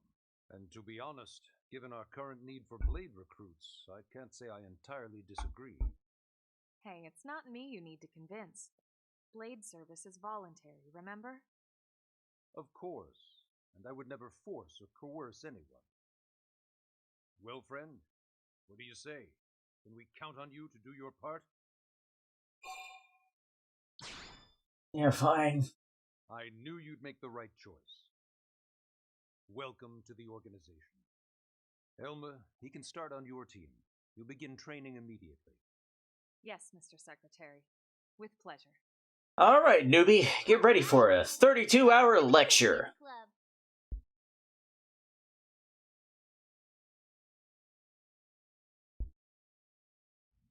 Now then, let's discuss that training assignment. We've decided to start you out on a probe installation, just to get your feet wet. Alright, we're actually going to play some music during this cutscene, so hopefully you don't fall asleep. A specialized computer system called Frontier Nav to help us deploy a sensor grid across Mira. You can also move the camera in case you're getting bored. Collect all kinds of information about the planet. Expanding that grid and filling in the blind spots is one of Blade's highest priorities. Here, take a look at this. What you're seeing on screen is a terrain map that includes New LA and the surrounding landmass. As you can see, we've divided the area into a series of hexagonal blocks. What? We call these blocks segments. Together, they form our grid. Hexagons! We determined this was the most efficient path within the limited range of our probes. Based on it, we know exactly where we need the probes to go. Now we just have to install them. The sooner the better, as far as I'm concerned. The Frontier Nav probes can also detect the general locations of living Which comes in handy if we need to track down a blade or another citizen. Yes, quite handy indeed. So for this first exercise, you'll be heading here, to that white segment. Go there, install the data probe, and then come back home. Yeah, the music is a little loud. In that case, we can take the east gate out of the administrative district, right? We should be there in no time. I'll leave the details on the data probe installation procedure to you, Irma. If I discuss it, it might take 5 hours, and we just don't have that kind of time right now. Yeah! Training or not, let's go install the hell out of that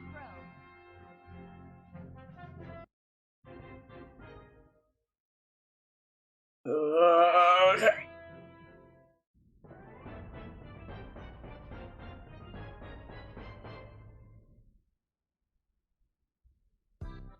We did it! We got out of the cutscene! Let's keep moving! Let's just... Man,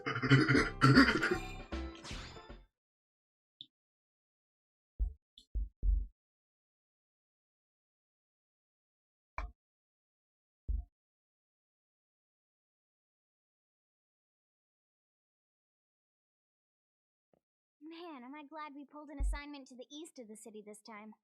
It'd be a long walk all the way back over to the west gate. Wait, don't you have the transport things? Are we even sure the East Gate will be open? Last I heard, it was still on lockdown from all the high-level indigen activity. Who cares? It was, but they just lowered the threat level earlier today. The gates are officially open for business.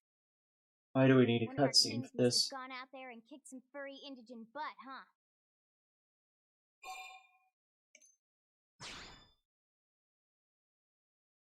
Wouldn't surprise me at all.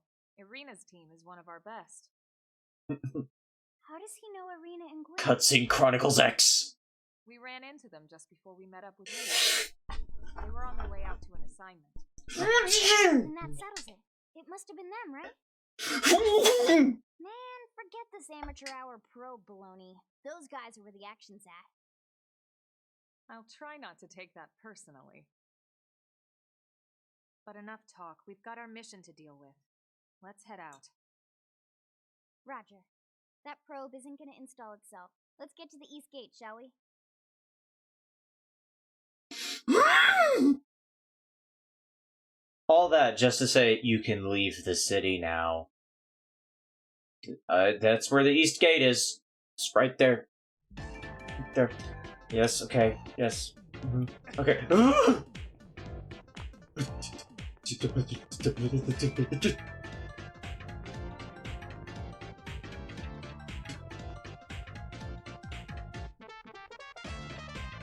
Run, Sinestro, run!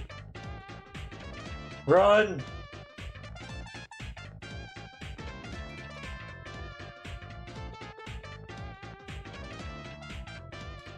Ah! Oh my god.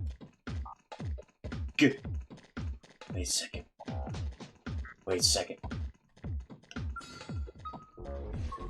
Gameplay?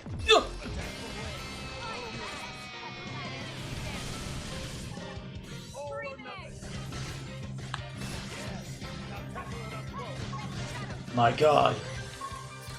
Gameplay. I get to play the video game. Yes. Nice work. So Lynn's a party member. Lynn is sort of the Rhine of the story party. She's supposed to be tank. She has a shield and a Gatling gun.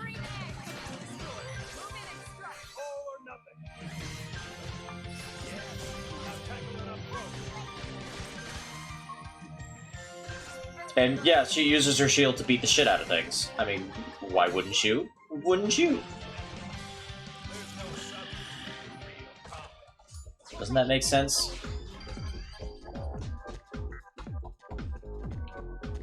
And like, seriously, her shield when folded up looks uncannily like one of the backpacks from Turbo, a Power Rangers movie. Like, seriously, look at that goddamn thing. She's one of the Power Rangers. I swear to God.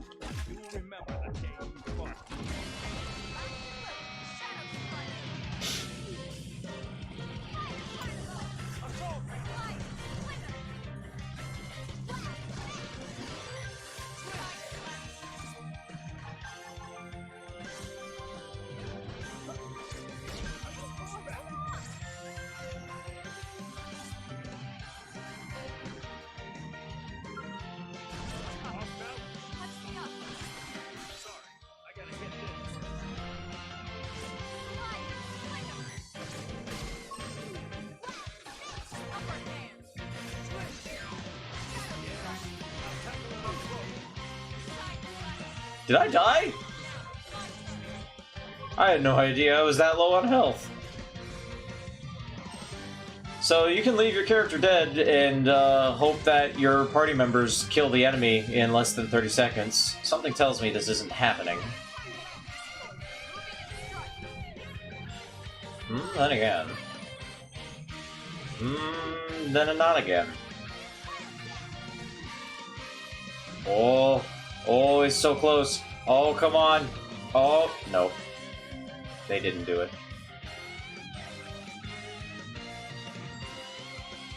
Those are the worst teammates.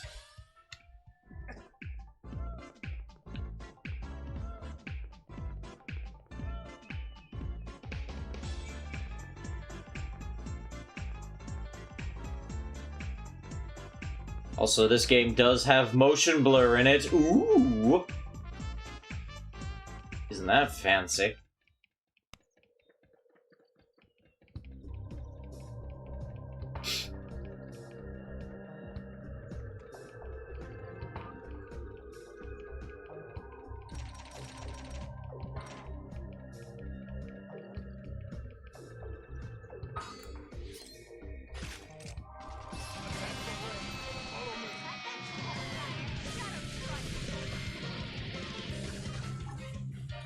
Now, funnily enough, when this game originally came out, one thing that wasn't, like, entirely made clear, and that a lot of people had a lot of trouble figuring out, and in fact, I also did, and only recently, like, tried it and got it to work.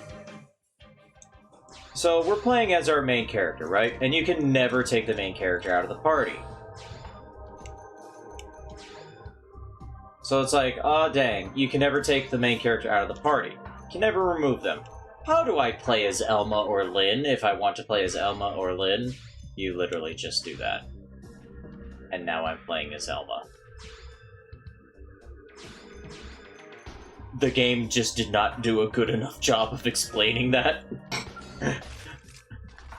So, a lot of people play through the entire game never knowing that you actually can switch which character you play as.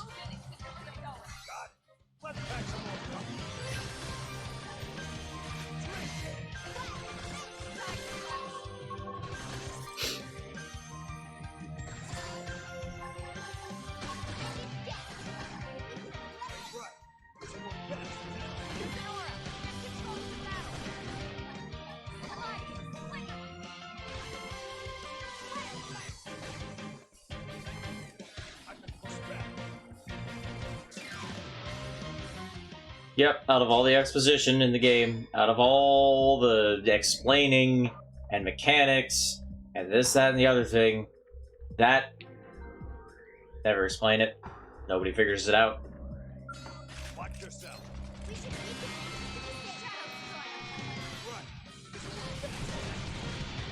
Please get mad at me, sir. All or nothing. All or nothing.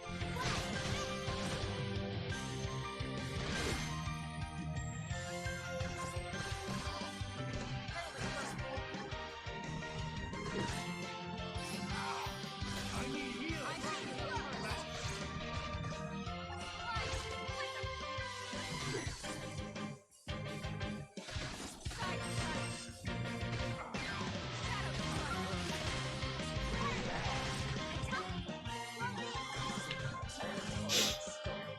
Smooth at the right time. That hard work always pays off.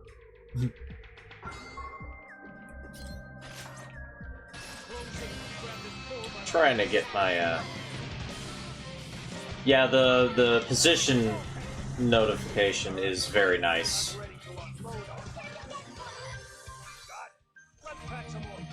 It really helps you keep track of where you are.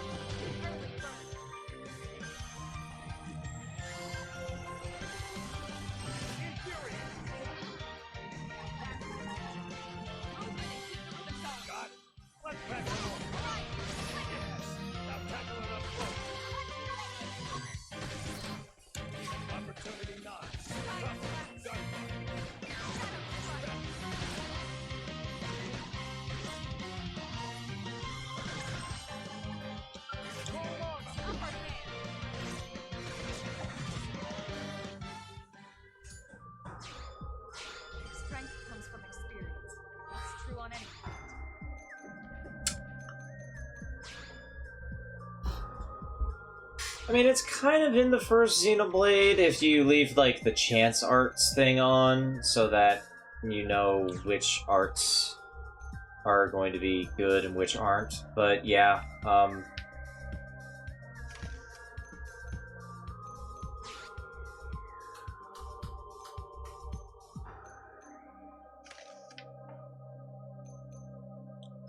let's see. Oh, here's a gun. So you'll notice weapons also have stats like their cooldown and their TP gain. Their TP gain is how much tension points you get from every attack. Stability is basically like how often you'll actually get their attack value. Like, or how much it fluctuates. Like, it could be plus or minus 3 on this one, whereas our old knife is plus or minus 10, with an attack of 10. It's not great.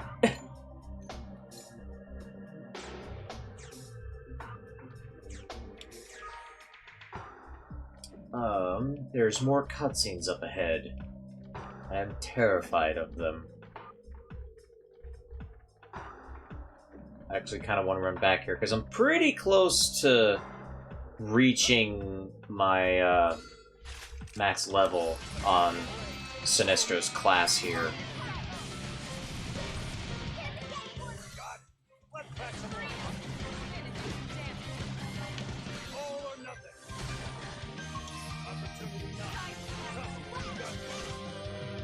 And being able to change my class here would be very useful, so...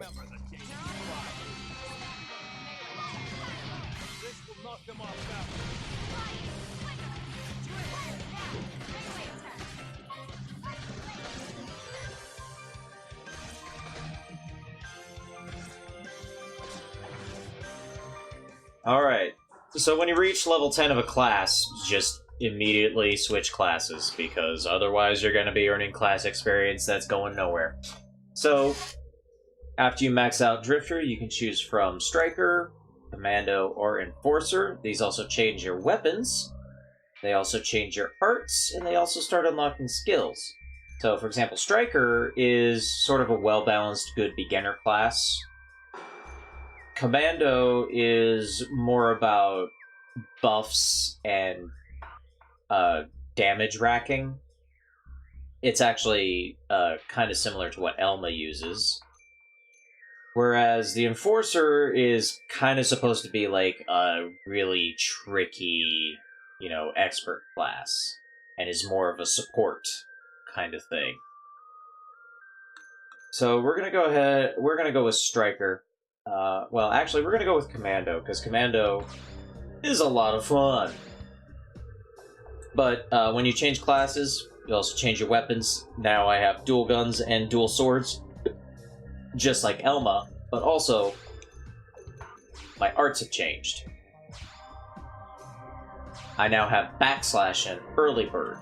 So I lost all my previous arts because I have completely changed weapons. But also, you can start learning skills, which are very useful. I haven't learned any skills yet, I don't think, with any of the characters. Skills work similarly to how they did in Xenoblade Chronicles 1, except you have to equip them, but you can also level them up, which is pretty cool. Anyway, let's see if we can actually kill this thing now.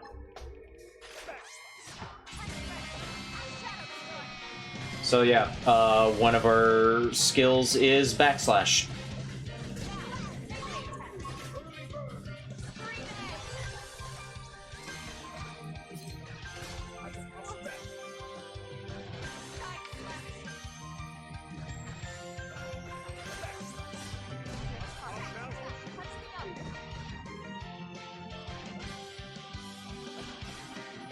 This was probably a bad idea.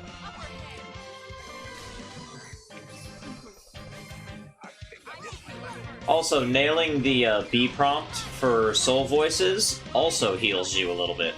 Not as much as actually getting, like, a soul voice to go off, but it can still really help you out in a pinch.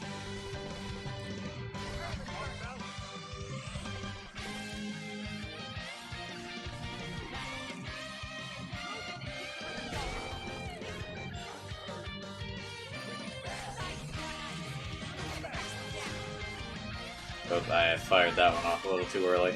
Oh, yeah! Got him! Got him, I got him. Lepixes are a little tricky. I think I should fight some smaller things for a little while. I'm normally higher level by this point in the game, because I'm not streaming it, and I'm spending more time, like, fighting enemies and doing stuff. But...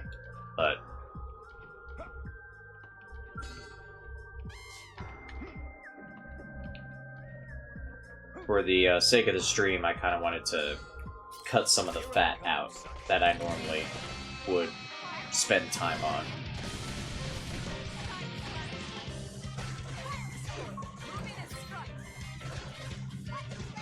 Oh, get that. Yeah! We got it. Let's move. You'll remember the day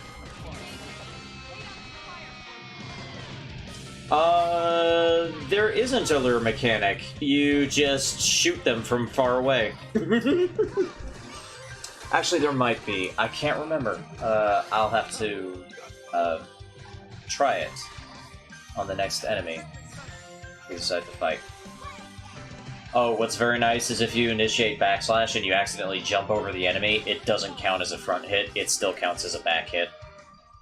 That's very nice. The game doesn't just do that.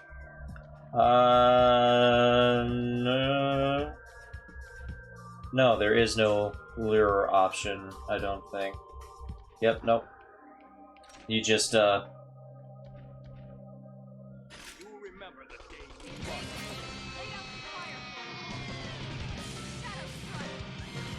you just draw your guns instead, so that you shoot them.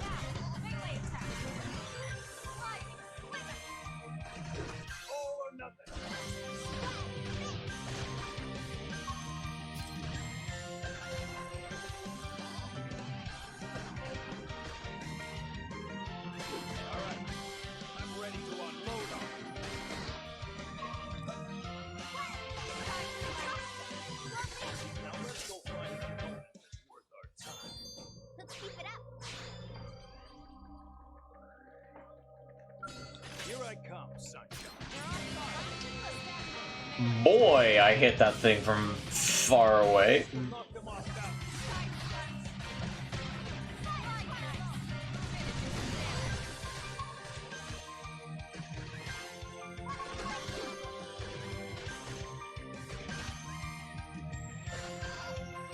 Just want to get a class up.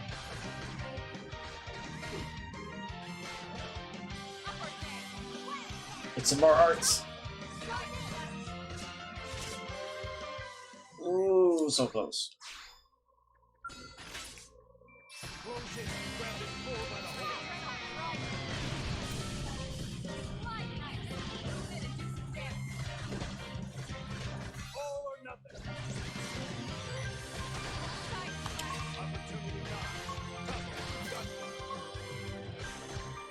Ooh.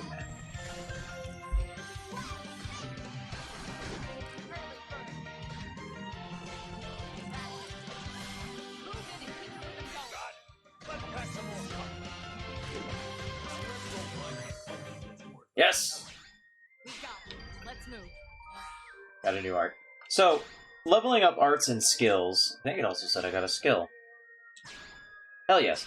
So you can equip skills. Bada boom. Our evasion is increased when wielding a ranged weapon.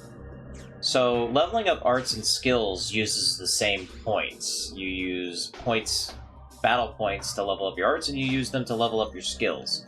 But skills kind of level all the same. Like, every skill, it always costs 2 to level them up the first time, then like 6, then... for arts, regular arts, they cost like 4, and then 12, and then etc. And then tension point arts cost 6, and 14, I think. I actually can't remember at the moment. But we're going to look at these arts here, because we got backslash, does extra damage from behind. The secondary cooldown bonus increases damage by 250%, which is even more awesome. And I think that stacks on top of the 200 and on top of the 200 from the special effect, so it's basically like, huge boost. We're gonna level it up once, so now it's 225%. And then Stream Edge, you'll see it says boosts damage in ranged combos. So if you use a ranged art, like Sliding Slinger here, and then you follow it up with Stream Edge does more damage. Which is really cool. Sliding Slinger is a good move, by the way, because when you use it from the side, every hit increases your TP. So we're leveling that up. For sure. Level up Stream Edge once, level up Early Bird once. And then we're gonna level up Agile Gunslinger twice. Every skill and art maxes out at level 5.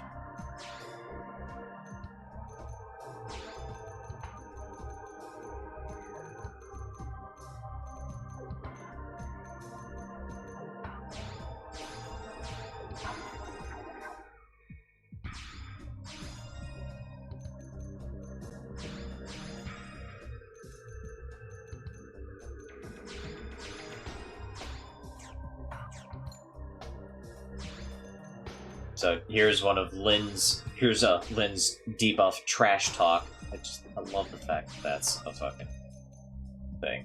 It's hilarious.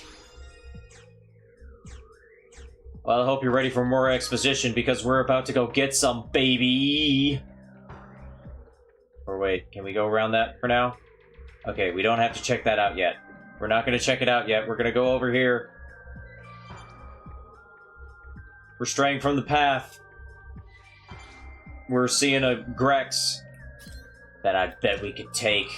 Watch yourself. Bring it on, punk.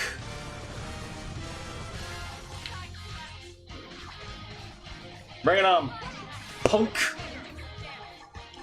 Oh, so for example, oh yeah, bam, did ass load of damage because it was a ranged combo and it was a soul voice.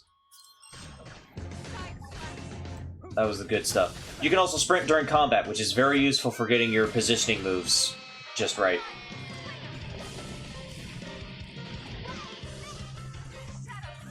Now, you don't attack while sprinting, so, like, but still, very handy. Hell yes. Hell yes. Kicked its ass. Kicked its ass. Something fierce. Eat it. That's a level 81 thing I don't want to deal with. Thank you very much. Here's a level 9 young Grex that I bet we can take. Bring it on, Grex. Let's show this Grex a thing or three.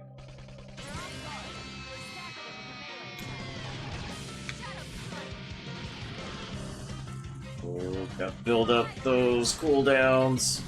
Build up those cooldowns. Yeah, baby! Okay.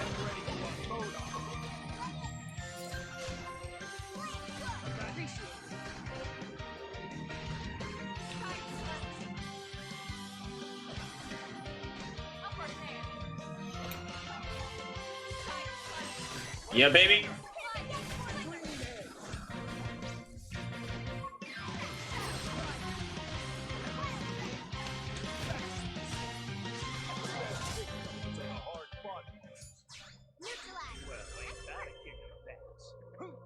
I love the fact that this character says, well, ain't that a kick in the pants whenever they level up. That's hilarious. Ain't that a kick in the pants? I just got more awesome. Alright. Cutscene. Wait, no. Can we kill this first? Let's kill this first. And then cutscene.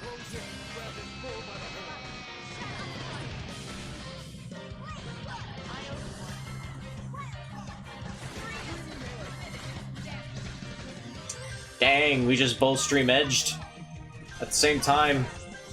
That was really cool looking. Oh. Okay. It went away. It vanished before I could kick its ass. I guess we have to go to the cutscene now. Oh no. Cutscenes!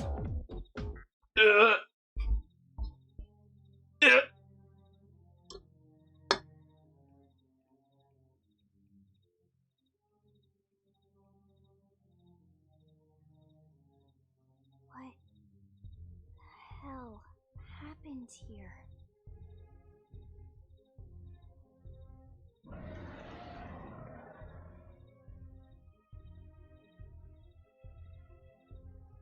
You don't think that one Sinicula could have killed all these simius? I don't know. I don't have any context for this. That is a big thing. And these are also big things. Bad. What's bad? I don't follow you. That Sinicula. It's a tyrant. Huh? But it looks just like any other Sinicula. Think about it. Your typical simius is way higher up on the food chain than your typical Sinicula, right? I have no choice but to agree with this because I don't know any better. Over 3 or 4 Sinicula corpses. But here, the tables have been turned. And I don't see a single Those trace turn of got any tabled. origins in the area. There's only one explanation. That Sinicula is a tyrant. Or, Let me check the wait, Blade Report database. hear me out, but what if these are just level 10 Simiuses, and that Sinicula is level 60? Bingo. There was a Sinicula tyrant sighted not too long ago, but it was a couple of segments further out. It could have followed the blade that spotted it back towards New LA, or come here to feed, or who knows what. That's crazy. I can't believe there's a tyrant right on our doorstep, and each Tyrants are this game's version of unique monsters, by the way. And to be honest, I kind of like the name Tyrant. I think it's easier to say than unique monsters, for one thing. They must have lost it when it went off the grid.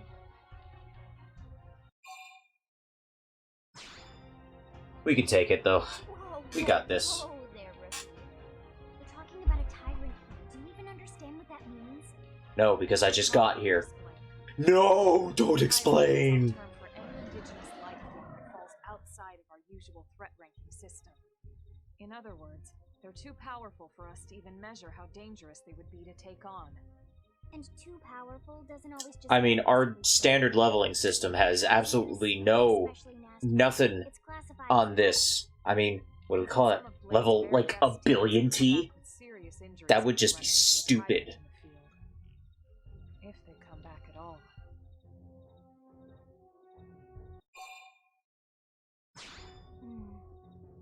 We can handle it, though. We are the protagonists. Count me in, Elma. Let's do this. If we're gonna settle here on this planet, we're gonna have to get used to dealing with tyrants now and then. We can't just keep running forever, you know? Who wants to guess when I made the tyrant battle music? If someone else ended up getting hurt because we just left it here. Alright. Go ahead. Let's do it. Place your bets. Don't push it, okay? Either of you. If we can take it down, great, but if not, even just luring it away would be a moral victory. As long as we buy enough time to install the probe, we can use Frontier Nav to track it, or any other tyrant that comes this close to the city from now on. Just make sure you're ready before we attack. This will be tougher than anything else we've faced.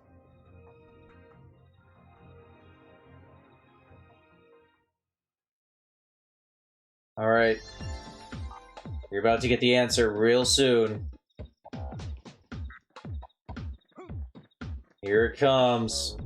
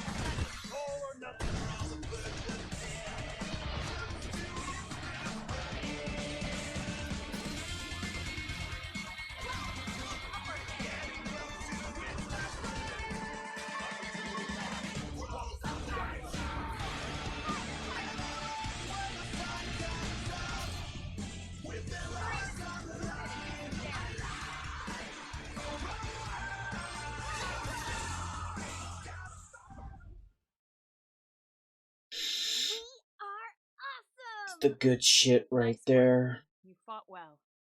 You did too.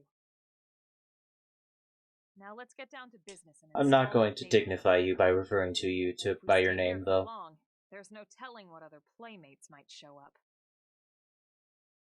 This beam of light indicates a frontier nav site.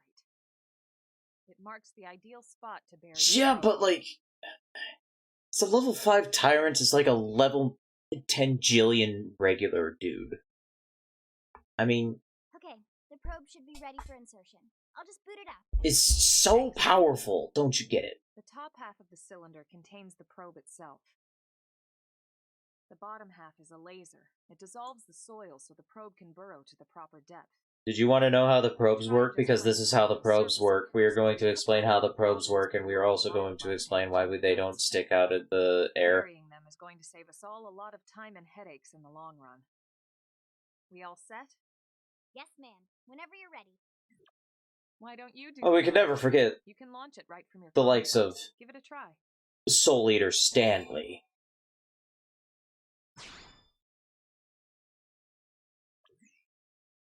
I love the names of the tyrants in Xenoblade Chronicles 2. They're so hilarious.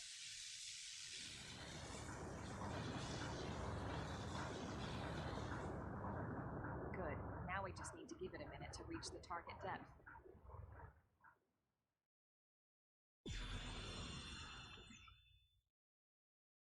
And installation complete. We are now online with a solid connection to Frontier Nav. Excellent. See? At the end of the day, there's really not much to it. The hardest part was calculating the ideal probe locations. We need them spread out evenly to maximize data collection. Yep, planting probes is easy. And the more we plant, the more likely we are to find missing crew. So anytime you see a probe site, there's no excuse not to plant that sucker. That'll do it for your training. Let's head back to the barracks and report to Secretary Nagi. I mean, I'm sure they do. It's funny you mentioned that, since, on the gamepad here, I have a visual that you cannot see. And again, this is probably a reason why in the future I might decide to just emulate this game, because then I can just capture the See Me window. But, there's a map with all the hexagons from Frontier Nav, and, like, all the hexagons are color-coded based on enemy difficulty, like purple's low, red is high. You can also change it to just, like, a satellite picture map. And then later, when you get the ability to change what probes do what, because probes also kind of act as, like, consistent income in this game, you can change what the probes do and link them together and do all sorts of things. This game uses the gamepad quite a bit.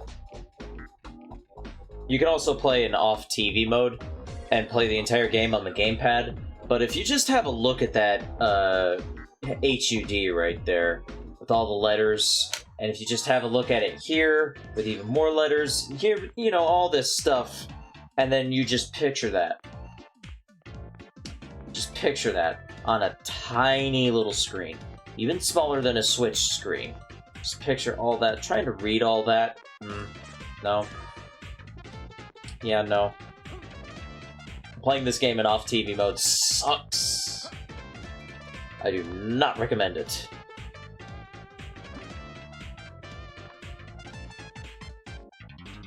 Alright, Mr. Nagi, I put probe in the ground.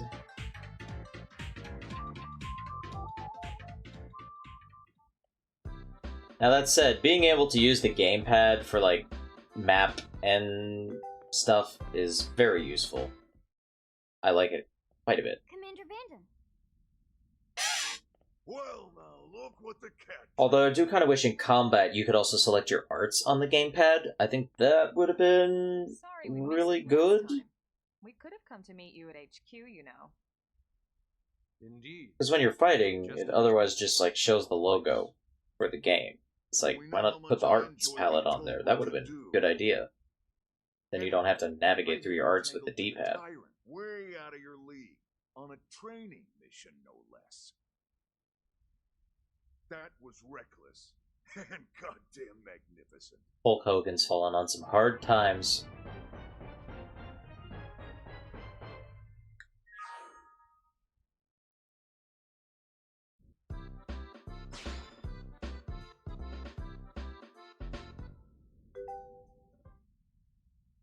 I hope you're ready for more cutscenes. Here we go. Cutscenes! Cutscenes! So, Commander, to what do we owe the pleasure of your visit here today? Well, I can't just ask Nagi. That's fair, Frogman. I hope you have a good night. Hey, I delivered you the Take new easy. recruit, didn't I? Yeah, you won the bet. Don't worry about it, alright? I'll settle up with you later. You know I'm good for it. The bet? I'm sure I'm needed elsewhere. If you'll all excuse me, Commander.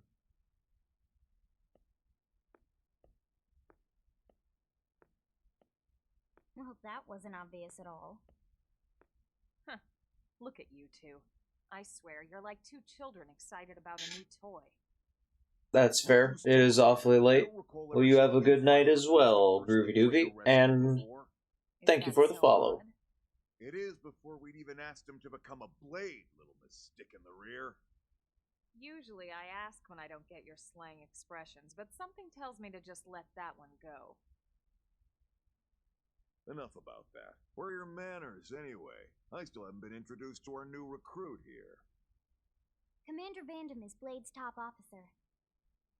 In a past life, I was chief engineer on the White Whale. Same idea, basically. Someone has a problem, I fix it. You follow? Huh. Not much for conversation, are you? Haha, get it? You're a silent protagonist. I'm going to make fun of this fact in a wink to the camera. You don't think? No. So let's cut the crap and get down to business. Ha! Sounds like you're learning my expressions just fine, Elma. Anyway, first we need chatty cat. How is cutting the crap your expression? How do you own that? Everyone says that. Nope, let's. I don't want to know about divisions. No, please no. You're just chafing at the bit to run out there and grab the world by its tail, but you need to choose a division first. No idea. Once that's all hashed out, we can get into detail about what your first assignment's gonna be. Pretty much everyone in New LA works for Blade, in one of several different fields. Helping to explore Mira, or to maintain order in the city, or, well, you remember Nagi's speech, right? Yep, I sure do. Are you about to repeat it for me? Because I really don't want to hear it. I'm gonna go use the bathroom. Officially, they're called divisions. Naturally, you'll want to choose one that best suits your personality and your talents. Let's start with the Pathfinders. Pathfinder's #1 responsibility is planting data probes, like you did on your training mission. It may not be the sexiest job, but important? You bet your ass it's important. We've only been on Mira 2 months. We don't know jack about this place. The more probes we install, the faster we can get our bearings here and give ourselves a fighting chance. We've already detailed how important it is we expand the Frontier Nav network ASAP. So, for the time being, I'll just remind you of the highlights. It helps us keep Blade safe. It helps us keep the city safe. And most important of all, it's the key to locating the missing parts of the Lifehold and recovering the rest of the human race. Okay, next up, Interceptors. You met Akeloff and Evans, right? Irina and Gwen? This is their division. Interceptors have one main duty: protect New LA and everyone in it from the wildlife here on Mira. Right now, this is probably our busiest division. Interceptors ride shotgun for the research eggheads, they escort VIPs around, and they help any other idiots who get caught out there with their pants down. Next are the Harriers. Remember Doug Barrett, the Skell pilot conducting the test flight with Lynn? He's part of the Harriers. If you think of the Interceptors as defense, Harriers would be New LA's offense. They specialize in preemptive strikes, clear and obvious threats. but only on clear and obvious threats. Cutscene still's happening. Yep. Any individual moves. And you got your reclaimers. These guys are in charge of finding the other pieces of the white whale. Among other things, that is. Including anything of ours left behind after a battle. Skell debris, weapons, personal effects. It can get a bit morbid, frankly, but it's gotta be done. Until we're up and running here on Mira and have this place completely figured out. Everything we brought from Earth needs to be treated like it's irreplaceable. Also, the search for the Lifehold. That's mostly on the Reclaimers. Next, curators. Curators are the first to scout ahead to unexplored territory, bringing back whatever samples they can get their hands on. Fruits, bugs, sticks and stones, you name it. It's not all picking berries, though. Being a curator also means being the first to encounter unknown indigents. Next? Right, prospectors. Prospectors do, well, prospecting. They poke around, looking for minerals, resources, and whatnot. Things we need for everyday life here. We packed all the essentials we could on the White Whale, but that won't last forever. We need to be able to replenish our water and fuel if we want to survive. And sooner or later, we're gonna have to figure out how to replace things from scratch. From the socket on a Skell's knee joint, right down to the frying pan in Lynn's kitchen. Without these guys busting their butts, we'd have no future to speak of. Next up, outfitters. All of our ground gear and Skell weaponry is developed in conjunction with private arms manufacturers, or AMs. Outfitters are Blade's way of supporting these AMs. They'll seek out anything that might Futuristic inspire stories about AMs. I don't know, man. prototypes. Finally, the Mediator. Although speaking of AM, you know, the words hate are kind of flowing through my mind right now. Like hate cutscenes. They come to Mediators. Fight with your neighbor. If you could print out the word hate on every individual circuit, etc., etc., etc., It's not a cutscenes. division for everyone. You need to be a jack of all trades and a people person. Someone with my charming personality, probably not the best mediator. But if you got what it takes, it's a clutch role, keeping things cool on the home front. All right, so I think that's all 8 divisions. Any idea which one you'd like to join? Don't fret about it too much. Whichever you choose, you still have a lot of freedom in how you operate. Mediators can still get out there and mix it up, hunt indigents, whatever. And if a Harrier wants to take a break and settle an argument, that's their prerogative too. To be honest, even though it's sort of frowned upon, you can actually change your division whenever you like. So there's really no reason to stress about this. Alright, you ready to choose? So all that just to introduce a multiplayer element. Yeah, and we're on pins and needles here. Why do you need to confirm twice? Why? Okay, so this is like a multiplayer thing. The division you pick basically kind of chooses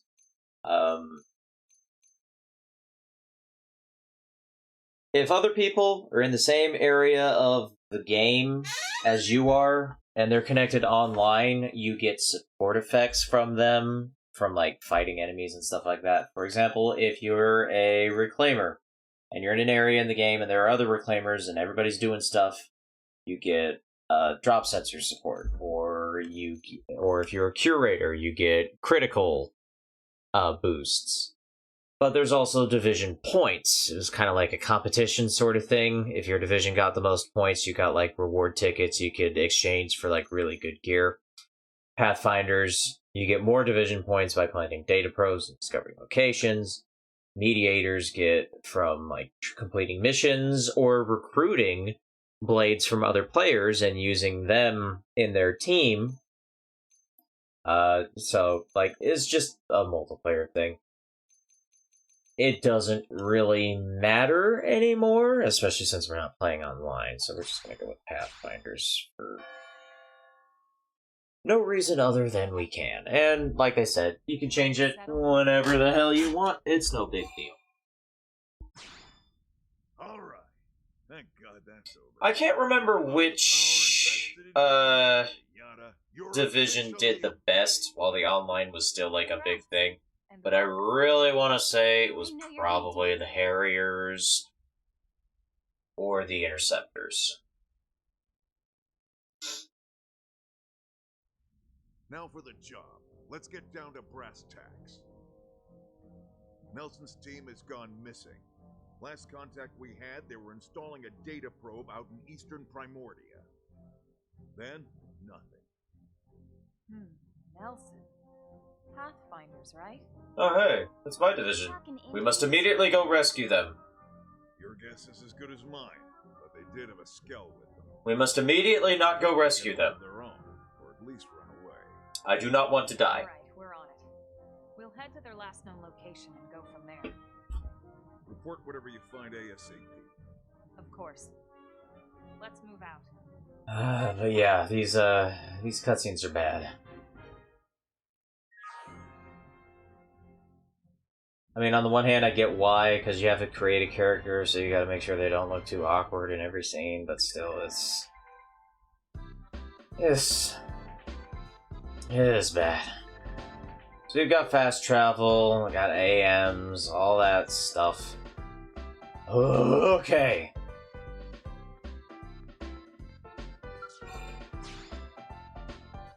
We're just gonna go outside for a little bit to explain a couple more things, and then I'm probably gonna save the game and quit for now. But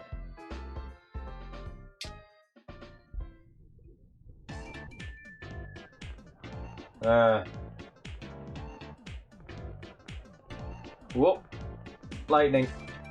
So we go over here, we got Eleonora. Yes. Careful. Oh wait, nope, she doesn't do anything yet. So, another thing, division points, you have a blade level. You want to get lots of points in your blade level because that lets you upgrade your field skills, which you need to open up various treasure chests. For example, increasing your technical field skill lets you open up certain treasure chests. You also need it to install probes, like you need a certain level to install probes in some places, so honestly, it kind of railroads you into doing that first. But the arms manufacturers, you can invest Moranium into them, but you also invest in them just by using their equipment. The only reason Sakuraba got a lot just now is because I think all of my equipment is Sakuraba. Yeah, I literally don't have any Grenada Galactic Group stuff up. But if you invest Moranium in them, that lets you buy better equipment from the terminal over here. And that's it.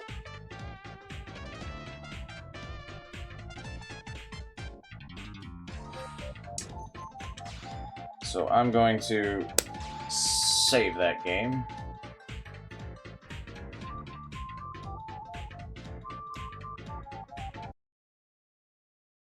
And that's where we're gonna call it for the night. Cool, boy. I totally forgot how front-loaded this game is with cutscenes. So many cutscenes. So many. Oh my god. But, yeah. Xenoblade Chronicles X. Probably gonna try getting this as, like, my every other Wednesday game, and then probably gonna play it through CMU so that, again, I can get the gamepad screen so that you can see what's going on there. Because, well, not a whole lot goes on the gamepad screen, but enough that having it as an extra capture would be nice. And also, the game just runs well emulated. Very few glitches, and it also looks nicer because I could upscale it. Yeah, baby. So, that'll end the stream for the night. See y'all next time.